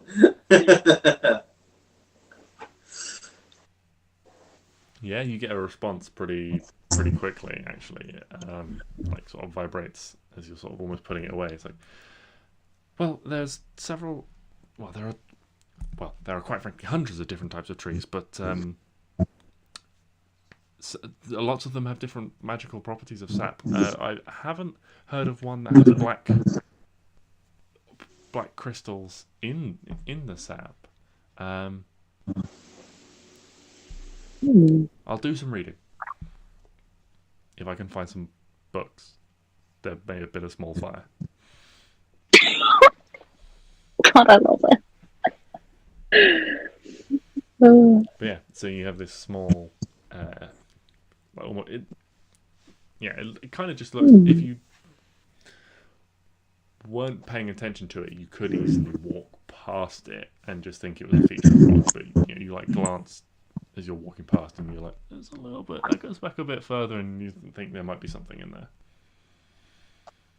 Also, I'm not sure. Is it just a thing of the map, JJ, or is it slightly unnatural that these trees are in a grid-like pattern? No, it is unnatural that they are in a pattern like this. Okay. You can see that they have been, and they don't match any of the surroundings. These trees are not trees you recognize and are certainly not native to the forest. You can see like an area has been cleared, and the trees that have been cleared from this area are sort of on the outskirts, creating shielding from view. Yeah. And all these things have been laid out in neat rows, neat organized rows. Alright, did we want to take a bit of a short rest then or something, and then see if we can head down into this cave? Yeah. I will warn you, I don't have a lot of spell slots, nor do I have a lot of my lay on hands. But I mean, I can still wax. So that's me. And at the end of this short rest, I will be able to get. No, I won't. I can only do that once per day, I think. JJ, can you look at Tasha's? Mm-hmm. There's a Paladin extra optional feature which allows you to turn a Channel Divinity into a spell slot. Can I only do that once per long rest? If it's a Channel Divinity, you should just be able to Channel Divinity. As long as you have a Channel Divinity, you can do that. You can use it for that. I remember it saying that like you can only do this. You can only use bonus action. No higher than half your proficiency bonus rounded down. Number of times you can use this feature is based on the levels you've reached in this class. So 7th level, you can do it twice. Okay, cool. Okay, yeah. Then at the end of the rest, I can just get a spell slot back, which is fine. So should we take a quick short rest and then get back at it? So I'm gonna roll. You guys. So what do you do? You know, what sort of preparations are you taking for this short rest? Anything in particular, or are you just sort of pitching yourselves down on the ground and? I'm gonna very sneakily walk up to the edge of the cave. Yeah. Yeah, and I have a hunting trap, so I like try and set that up really sneakily right in front, and then get the entrance. Yeah, but then I'm also going to get, so like you said, like we broke some bits off of the trees. We were like backing them up. I'm going to try and get some of those bits as well and move those to somewhat disguise the hunting trap. Like, okay. Because I'm assuming they probably heard a fight going on. Just make a sleight of hand check to just see, sort of what. How well can you sort of lay things over this without triggering the trap to like disguise it and stuff like that? Check. I'm gonna roll reload. Okay, no. Okay, that'll be the DC if anything is trying to spot it. Cool. Okay. In which case, I will then move back to the group. Okay. Rest. So you guys sit there. You start to take a bit more time to like properly like patch up your wounds, check everyone's okay, check like water, food, those sorts of things. Nibble a bit of food to get some strength back. Can someone roll? Ooh, what should it be? 3d6 for me. 3d6. That is terrifying. Oh, I don't know whether that's good or that's bad. 15. Okay. You take a short rest. At the end of an hour, you're all feeling better. You're feeling like your strength back. You may be feeling, the sort of like fighters' adrenaline is drained from you, and you're all like, but you pick yourselves up. You've maybe got like a little bit of sort of like aches and pains and things like that. But you're like, all right, feeling rested and refreshed and ready to go again. And 15 awakened trees run up. Oh no. No. Back. No. Yeah, goddamn. Alright. Cool. I need to roll some hit dice then. Yeah, you can roll any hit dice, recover anything you recover on a short rest. Get back up. So I would like to roll a hit dice. 5. That puts me up to 72. And then I'll roll one more, because why not? Ah, perfect. That's 77. And I would like to expend my Channel Divinity, once again, to get another second level spell slot back. Yeah, because that's the highest I can do. Yeah. I don't have any third level spell slots left, sadly, everyone. So, I mean, I couldn't revive you if I wanted to, but I leave that up to Arwen. Because you have Revivify, right? Yeah, but we need Oh shit! Yeah, diamonds we and need stuff. diamonds. No, mine. We're all dead. Nah, we'll be fine. Okay. What would you like to do? Dive into the cave! Okay. Well, it's less of a dive and more of a wriggle through this quite narrow looking Oh, track. and I'll pick back up my hunting trap. Yeah, yeah. That back in my pack. Yeah, that's fine. Who's leading the way? I will lead the way with my shield extended. You probably couldn't move through this gap with your shield extended. It's probably Then I'll too big unextend it, to and then go like you through. could have it out, but you couldn't have it for protection essentially because of you having to like shimmy your way through this. It's like I will. Yeah, I'll just have it out. Well, like I'll put it away. Through, yeah, that's cool. But yeah, you push your way in, and the crack's maybe like sort of 2 or 3 feet long with a slight sort of slant to it, so you can't see directly opposite. It's a little bit claustrophobic because you like squeeze your way in, but you push your way through, and you quickly transition from the soil and earth outside onto stone, and it goes down a little bit of a sharp incline as well, a couple of feet, and you push your way out, and you almost like stumble into a pretty small open cave. It's maybe only sort of like 20 to 30 feet deep and 15 to 20 feet wide. The ceiling's quite low. There are a few sort of odd metal tubes hanging from the ceiling. Looking around in the gloom, you can see sort of a few workbenches set up around the side, various sort of metal-looking equipment, sort of trays and things there. Off in one corner, there's sort of like quite a large vat or tub of something, and then you realise that as you sort of stumbled in, what you've tripped over is a corpse. Oh shit! It smells pretty rank. It's pretty decomposed at this point. It just seems to be an elf. You can see the vague tips of ears poking out from the hair that's gone sort of dry and brittle. The face is quite sort of discoloured and bloated now, so you're having difficulty like really seeing features. The only real thing of note that you notice is it's missing a leg.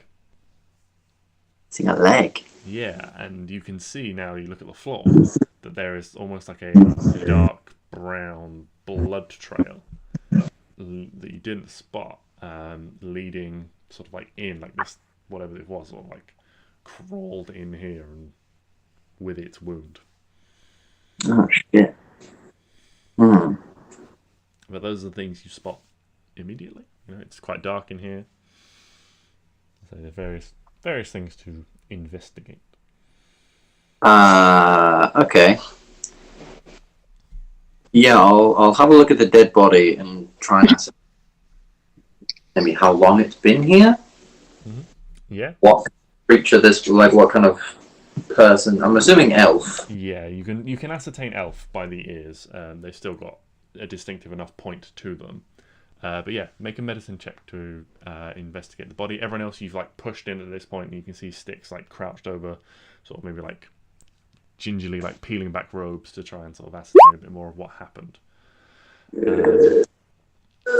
So, I mean, the wound is pretty ragged, and there's a lot of blood on the floor. You think something bit this thing's leg off. It's like just below the knee. Jesus! Bit its leg. Yeah, and then it like crawled in here to hide Okay. Like part of its cloak and stuff has been like wrapped around it, but you can see it's like soaked through with dry blood at this point. Like whatever they did, they weren't medically proficient, and they didn't manage to stem the bleeding. Can I have a look at all the work places? Yeah, make an investigation check. Oh shit. 6. So the main thing you pick up on is there's this big tub of sap in one corner.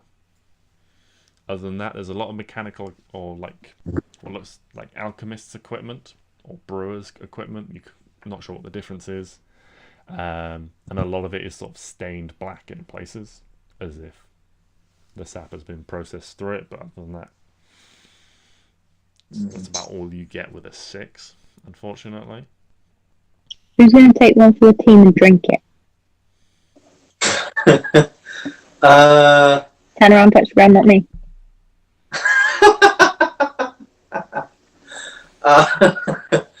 So we're all in agreement. Arwen's doing it, right? No, I don't think anyone should drink it. Can you you had detect magic? I don't know if you have another one of those to try and detect any magic within this bottle. No, I have Dispel Magic. Oh, Dispel Magic. Oh, I thought magic. My bad. Yeah, I don't know why I don't have to. Oh, you do. Oh, can you detect magic? This bottle of this vial of black stuff that was, I think, in these trees. Although my question is, how did they get the tree? So how did they get the trees down here? And then, I don't think they took the trees down there. No. I mean, like where we are here, because these trees are there. They've clearly brought a bunch of trees over here, and decided to jack them up with this fucking ape shit juice. When a mummy and a daddy tree love each other very much, they make seeds, and they are much easier to transport. So, Clary, you can't detect magic? Yes. Okay. The only thing that lights up on detect magic is there is a book on one of the benches, and the metal tubes hanging from the ceiling. They light up with a slight magical aura. What aura? Is there It would be an enchantment, and the book would have a mixture of schools. Yeah. Assuming she's relayed this information to us, I'm going to have a look at the book. Okay. Actually, Mary likes books, so I'll leave the book to her. I'm gonna get the metal tubes hanging from the ceiling. Mm-hmm. So you reach up and try and and they're sort of in a bracket, almost like a chandelier. And as you pull one out, you kind of twist it, and two halves rotate, and it suddenly flares with light.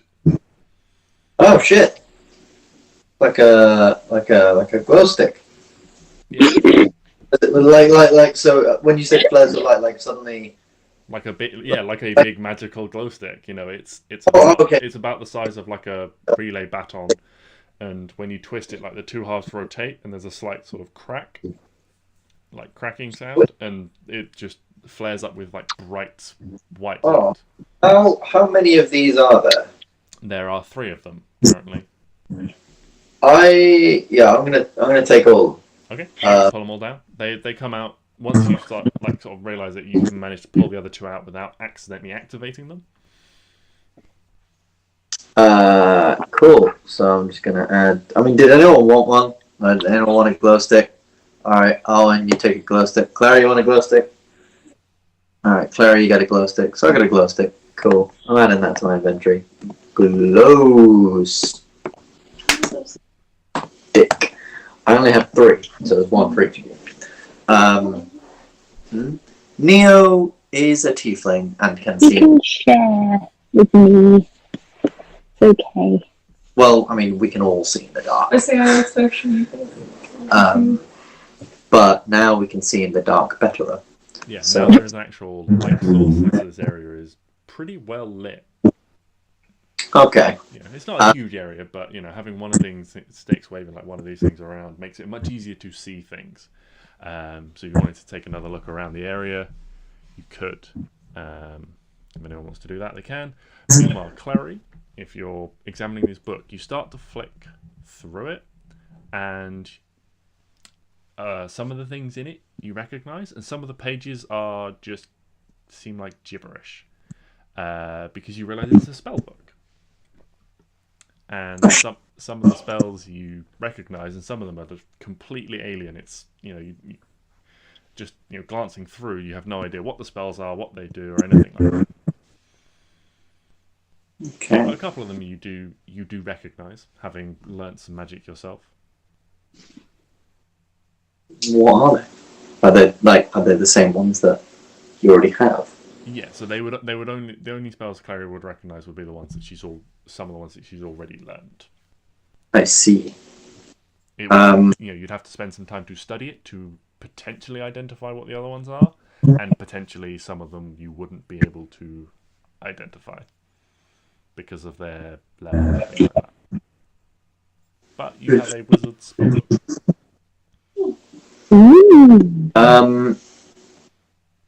I mean, are there any other spells that that some of us might recognize in there? Yeah, I mean, if you wanted to have a look as well, there might be some basically anything that's sort of like going to cross over that you already have, like Scorching Ray, for example. Arwen would potentially recognize as being in there because it's both a druid and a wizard spell. Okay, so this guy, Misty Step Stix, you would, if you wanted to have a look through and spend some time looking at it, you would probably recognize Misty Step being in there. Or at least, be able to ascertain what the words on the page were referring to when they were talking about the magic and the symbols and things like that. Okay, and the guy on the floor was dressed wizardly? Yeah, seems to be wearing robes of some description, potentially, sort of over the top of like relatively outdoory, like leggings and things like that. It certainly doesn't seem to be like armored like a fighter or anything like that. Isn't wearing armor. Okay, so Wizard Man gave a bunch of trees some fucking jack juice, and yeah, I mean, there's pathways down further into this cave, right? No, or is this? This is just one room. It's just a singular room. Okay. If you wanted to have another look around it, now you've got light, you can. Yeah. I'll give another look around. Although I will say that my investigation isn't great, so I'll probably have advantage because I'm looking with you. There we are. Fucking take that. 14. Your advantage. So, the first thing you find as you start to look around is a loose section of the floor, and you lift it up, and you realize that there seems to be some kind of well sunk into the ground. You can feel water as you move it. A couple of little stones drop in. You can hear them sort of plonk plonk as they fall down a few feet into there.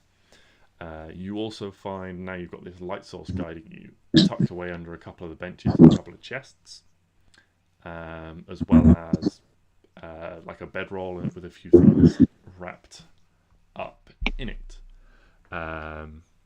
You find a letter which you can have a read through, and reading through it, it is it is from someone named Crowley. We know a Crowley. To this individual, and the charge. Well, it is a commission essentially to provide him with a large quantity of this distilled and powdered sap, with details of delivery in several weeks' time to the city of Ormsdala.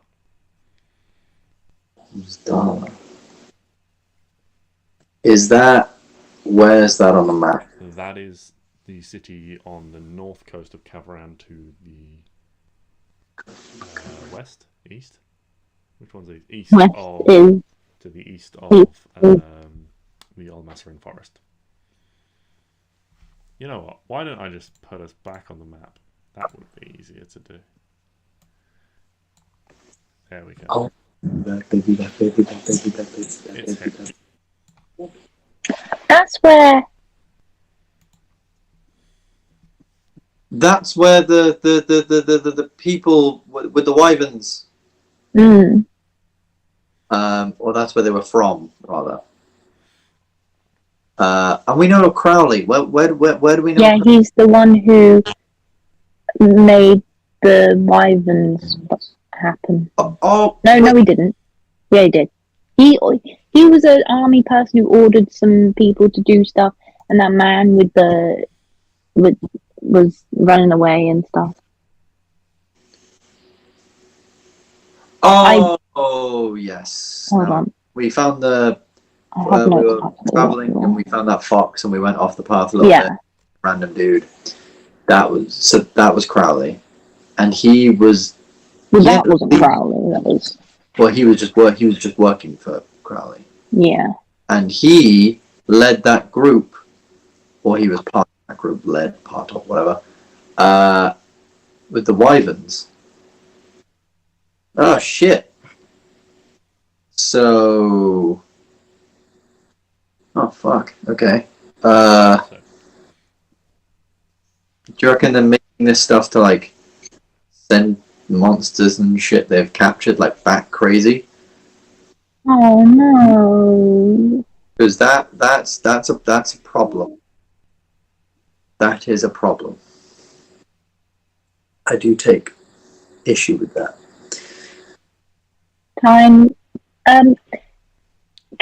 Would you make an exception to your no setting fire to things rule, and we set this shit on fire?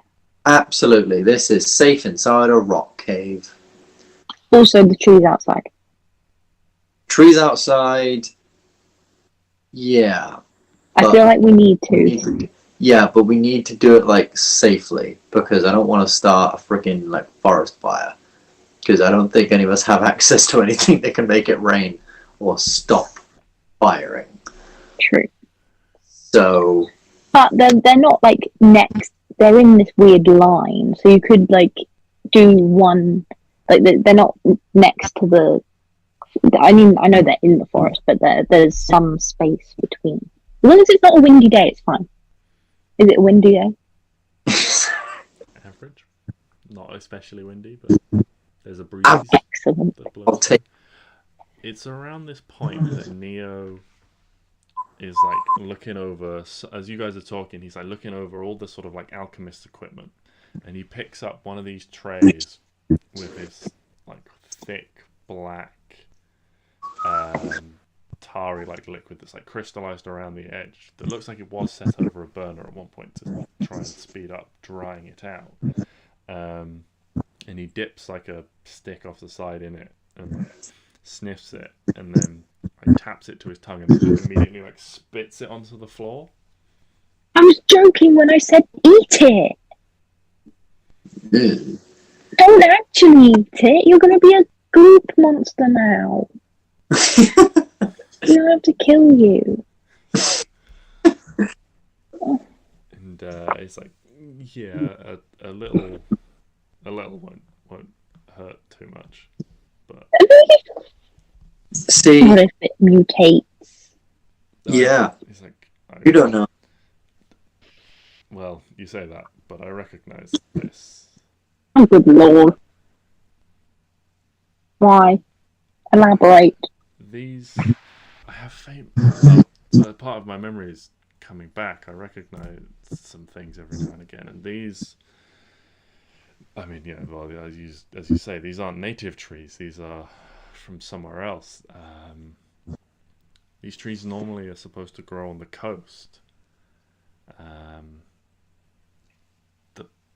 It's the salt water helps neutralize some of the toxin within it, making the sap safe to consume.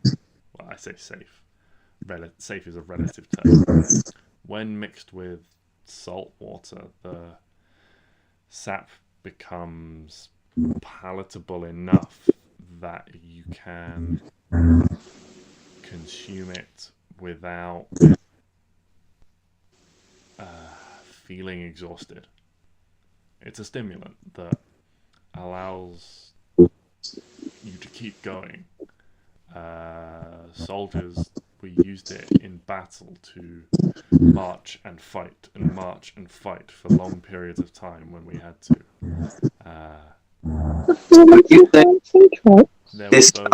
There were those that would overindulge, and if you weren't careful, it would turn you into one of those, like the tree out there. You know, you'd see things, you'd essentially waste away into nothing. As you craved it. You know, it became addictive. I mean, it's toxic even. Well, it's poisonous even without, or even with salt water, but it's toxic without. I can only imagine that this person, whatever they were doing, was recycling it back into the water here to try and make it more potent or make the trees grow faster or something. But yeah, as soldiers we just called it probably has a proper name, but as soldiers we just called it bitter black, and it was highly regulated, but also highly useful when we had to march and fight and march and fight and march and fight.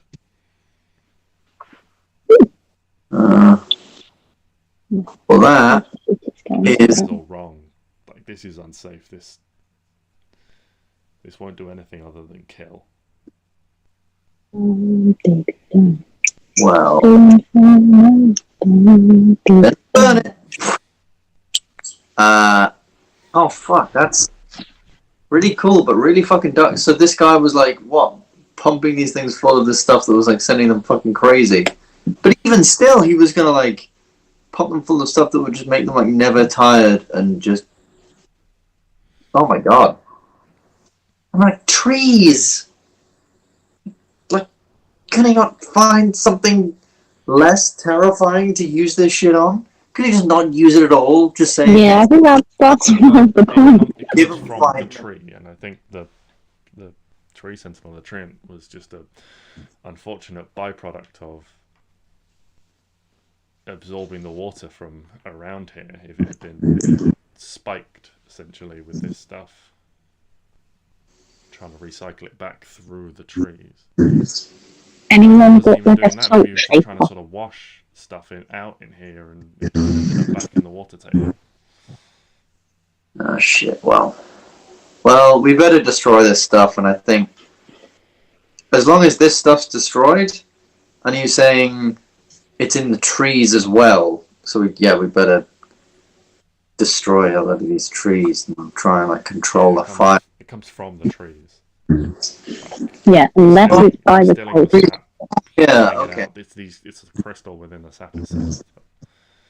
Okay, in which case, I'm going to propose a real boring plan, but I feel like it needs to be done. We need to go around this entire area and make sure the trees are far away from the other trees, and then we need to burn these trees the fuck down. Yes. I'll just produce flame at the bottom and hope they all burn. I hope it doesn't like... Would it be awkward if it went into the air? There's a bunch of birds flying around and they suddenly go back crazy. Oh god. That would be inconvenient. Alright, yeah. So I guess Stix just sort of says that and immediately sort of gets up and Okay. moving Yeah. to do that. You've got. So yeah, you can take whatever you want. There are these two small chests on the ground that you found. Oh yeah.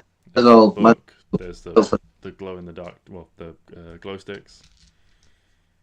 We've got the book and the glow sticks. Might as well have a quick pilfer through the chests to see if there's any. Yeah. One is locked. One is unlocked. The unlocked one, you just like flick the catch on it, and it's full of an assortment of coins. Counting it out, it would be around 350 gold. Money. I've got nothing. This looks so good. Although, I would say, we could use this money to buy a diamond for the healable, revivable bubbles. For either myself or Arwen to use on people out quiet. I think that would be a good idea. Mm-hmm. Otherwise, yeah, I think so. I think that's probably a good idea. And then I think we should split the 50. Can you split 50 4 ways? Yeah, it'd be 12 gold and 5 silver each. Oh, sweet. Okay. Yeah, 12 gold. 5. I have 40 gold. No, I have Electrum. What's Electrum? Oh, that's like 50p in it. So, Yeah, 40. you've got Electrum. I think I put it in silver accidentally. So actually, I've got 15 gold and 4 silver pieces. Boom. Wait, what was it? 12 point what? 12 gold, 5 silver. Okay. Thank you. Yeah, and then there's one chest that's locked. I'm gonna smack it. Oh yeah, there's the lockpick already. Yes. Oh, yes. You're a rogue, remember? Is this your thing? Also, you just have. Well, you just. I like to think that Claire's just like flicking through this book the whole time. Like, I can't read any of the words, but it's still interesting. I like that, like, even as she's lockpicking, she's just like with one hand she's lockpicking, the other hand she's like, and she's like a lit. Again, I'm holding the book for her. Turn the page. I'm doing it. Turn the page. 12. Kind of. It's a basic lock. So you manage to get it open, and inside there is a singular coin and an odd-shaped stick. There's a long, straight stick with That's no way to talk about our friend. with like tapered. So one end is flat than the other, and running down it are 7 different like circular bead-sized ridges running all the way down it. The Elder One.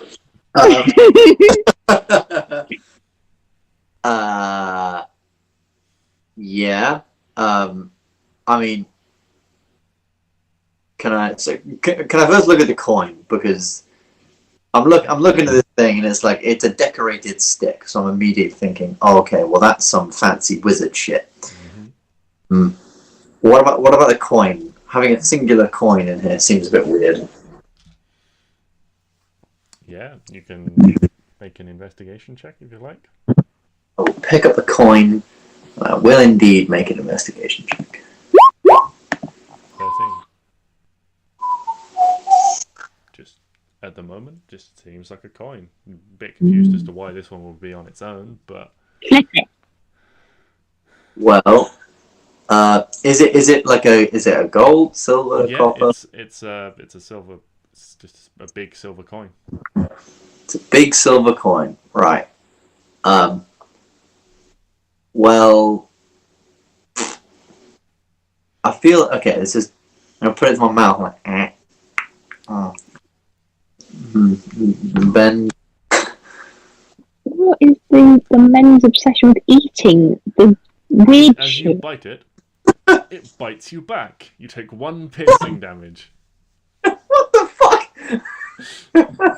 And it like peels itself in half, and you can see a little like gnashing teeth. Ah! It's a. Oh god, that's terrifying. Coin mimic. It's a. I'm just gonna, hey there, little guy, no. And I'm gonna grab some of my rations. I'm gonna try and feed it some rations. It Like- doesn't seem interested in the Good. food. Like, See, to you. bite you as more. You get the sense that it bit you more as defense rather than trying to consume you. Okay, I'm just gonna, hey there, little guy. How you doing? It's okay. I'm gonna try and pet the coin. Pet the coin mimic. Okay. Make an animal handling check for me. Absolutely. Shit. 10.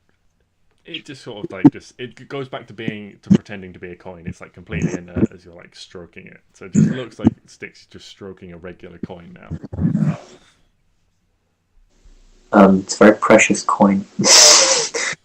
I mean, you all saw it try and bite him. You all know it's now a mimic. Oh no! I'm gonna pretend it's a real coin and make Stix think he went mad. You're gonna gaslight Stix. Mhm. Yeah. Wow. Okay. I'm jealous that you got a pet. Why are we calling a coin a pet? It's a coin mimic. I mean, it bit me. I would hardly call it a pet. Yeah, actually, it doesn't really like me. Does everyone else want a pet coin? There you go. Take it. I'm going to call it Penny. Inspiration. Yes. Coin mimic. Penny the coin mimic. Arwen, take care. You know what? This can be the defender of Hugo's little hoard. Of his one singular ruby. Yeah, it needs a defender, and this, I think, could be a stalwart defender against any incoming pilfering fingers. And That's the best idea I've ever heard. fucking excellent. Here you go. I'm gonna like, bing. The coin mimic over. Coin. JJ's book name. trying to run, but once again, it has failed. That's my laptop charger, actually. Unfortunately, the one I bought is not as long as the one I had previously, so I had to like perch it up higher so that it can plug into my laptop where it's positioned at the moment, rather than Then sitting on the floor. So, where do you put Penny, Arwen? In my bag of holding. Like, can they die? Oh, Do no, they breathe? do that. It needs to breathe. It can't breathe in a bag. Does he breathe? I don't know. It's a thing, so I don't. It's a living thing, so you can assume. Fine, I'll put it in my pocket. Just in your pocket? Anything else in that pocket?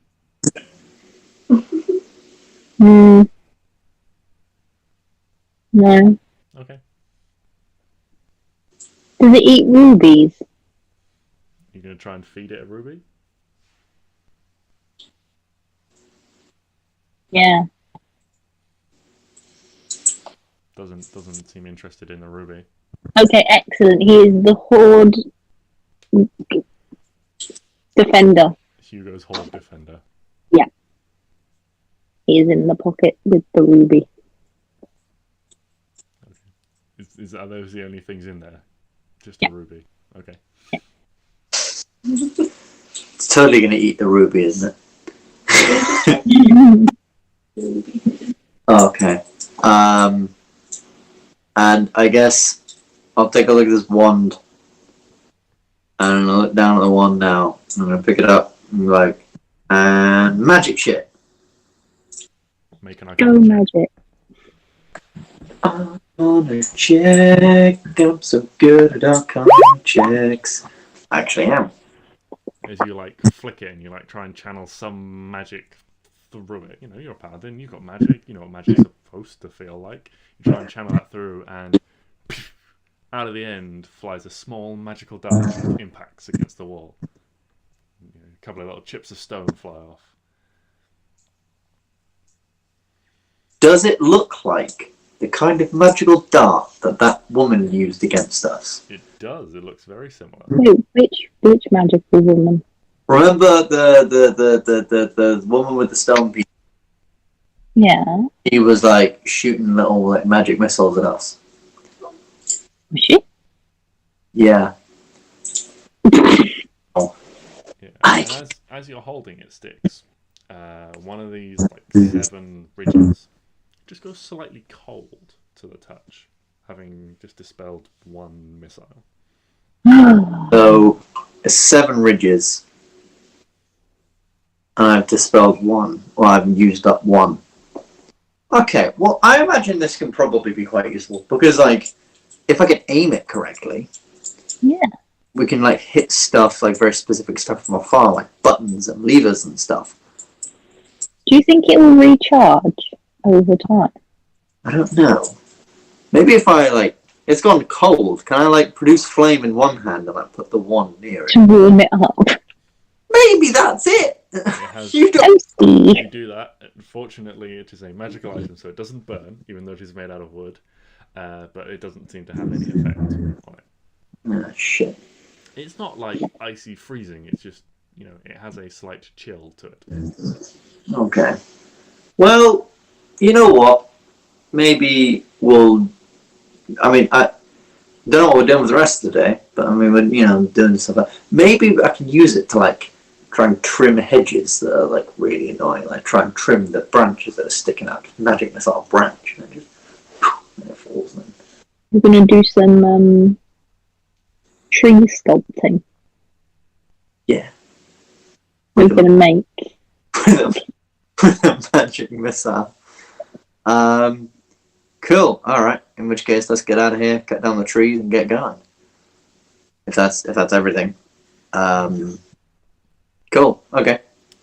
Yeah, so I mean, you guys took a decent amount of time to look through all the stuff, so you probably spent maybe like half hour, 40 minutes in the cave. Maybe closer to an hour, something like that, by the time you sort of examined the body, examined all the different things. Spent some time like reading the letter, reading the book and stuff like that. Maybe like an hour has passed. You know, Neo's like told you his story and things like that. And as you're pushing your way out, who's leading the way out? I'd probably say I'd lead the way out again because I'm a little bit cautious of like. Okay, so Stix, you'd hear this first. There is a large snapping sound and crunching sound. Almost akin to a dog with like a giant splintery bone. Oh no! An animal is eating the trees! Or one of these trees is coming back to life, and it's like wood is like snapping and breaking as it's moving. Can I just really quickly like draw my sword and take a? Because like, you know, like there's like a top of the rock, so I'll just like quickly like just climb up on top of the rock and take a look. Yeah. So you climb up on top of that, and you spot quite quickly what it is. There is a large, scaly black figure, like hunched on the ground, and as you watch, it like turns its head and reaches over and like turns its head sideways and just wraps its jaws around the trunk of one of these saplings and just pulls the whole thing out of the ground and like drags it over to itself, and then just there's this massive like splintery crunch as it bites straight through the trunk of this thing and starts just sort of like chomping on the end of one of these, you know, like gnawing on the trunk. It's like a decent, like maybe like 25 feet long. Jesus! Big, scaly black figure. Is it Scaly like black, like a similar to like a dragon or a crocodile. It's a black drake. It's similar to the thing you saw. Well, it's the same thing you saw a couple of nights ago. Possibly a different creature, possibly the same one. But it seems to be munching away. I guess just try and. Oh, no, we can't just leave. We need to like burn it down. Well, you guys can think about what you'd like to do during the week. Indeed. Call an end to the session there. Indeed. Whew. Until next time, watch this space for more D&D. Dun dun dun.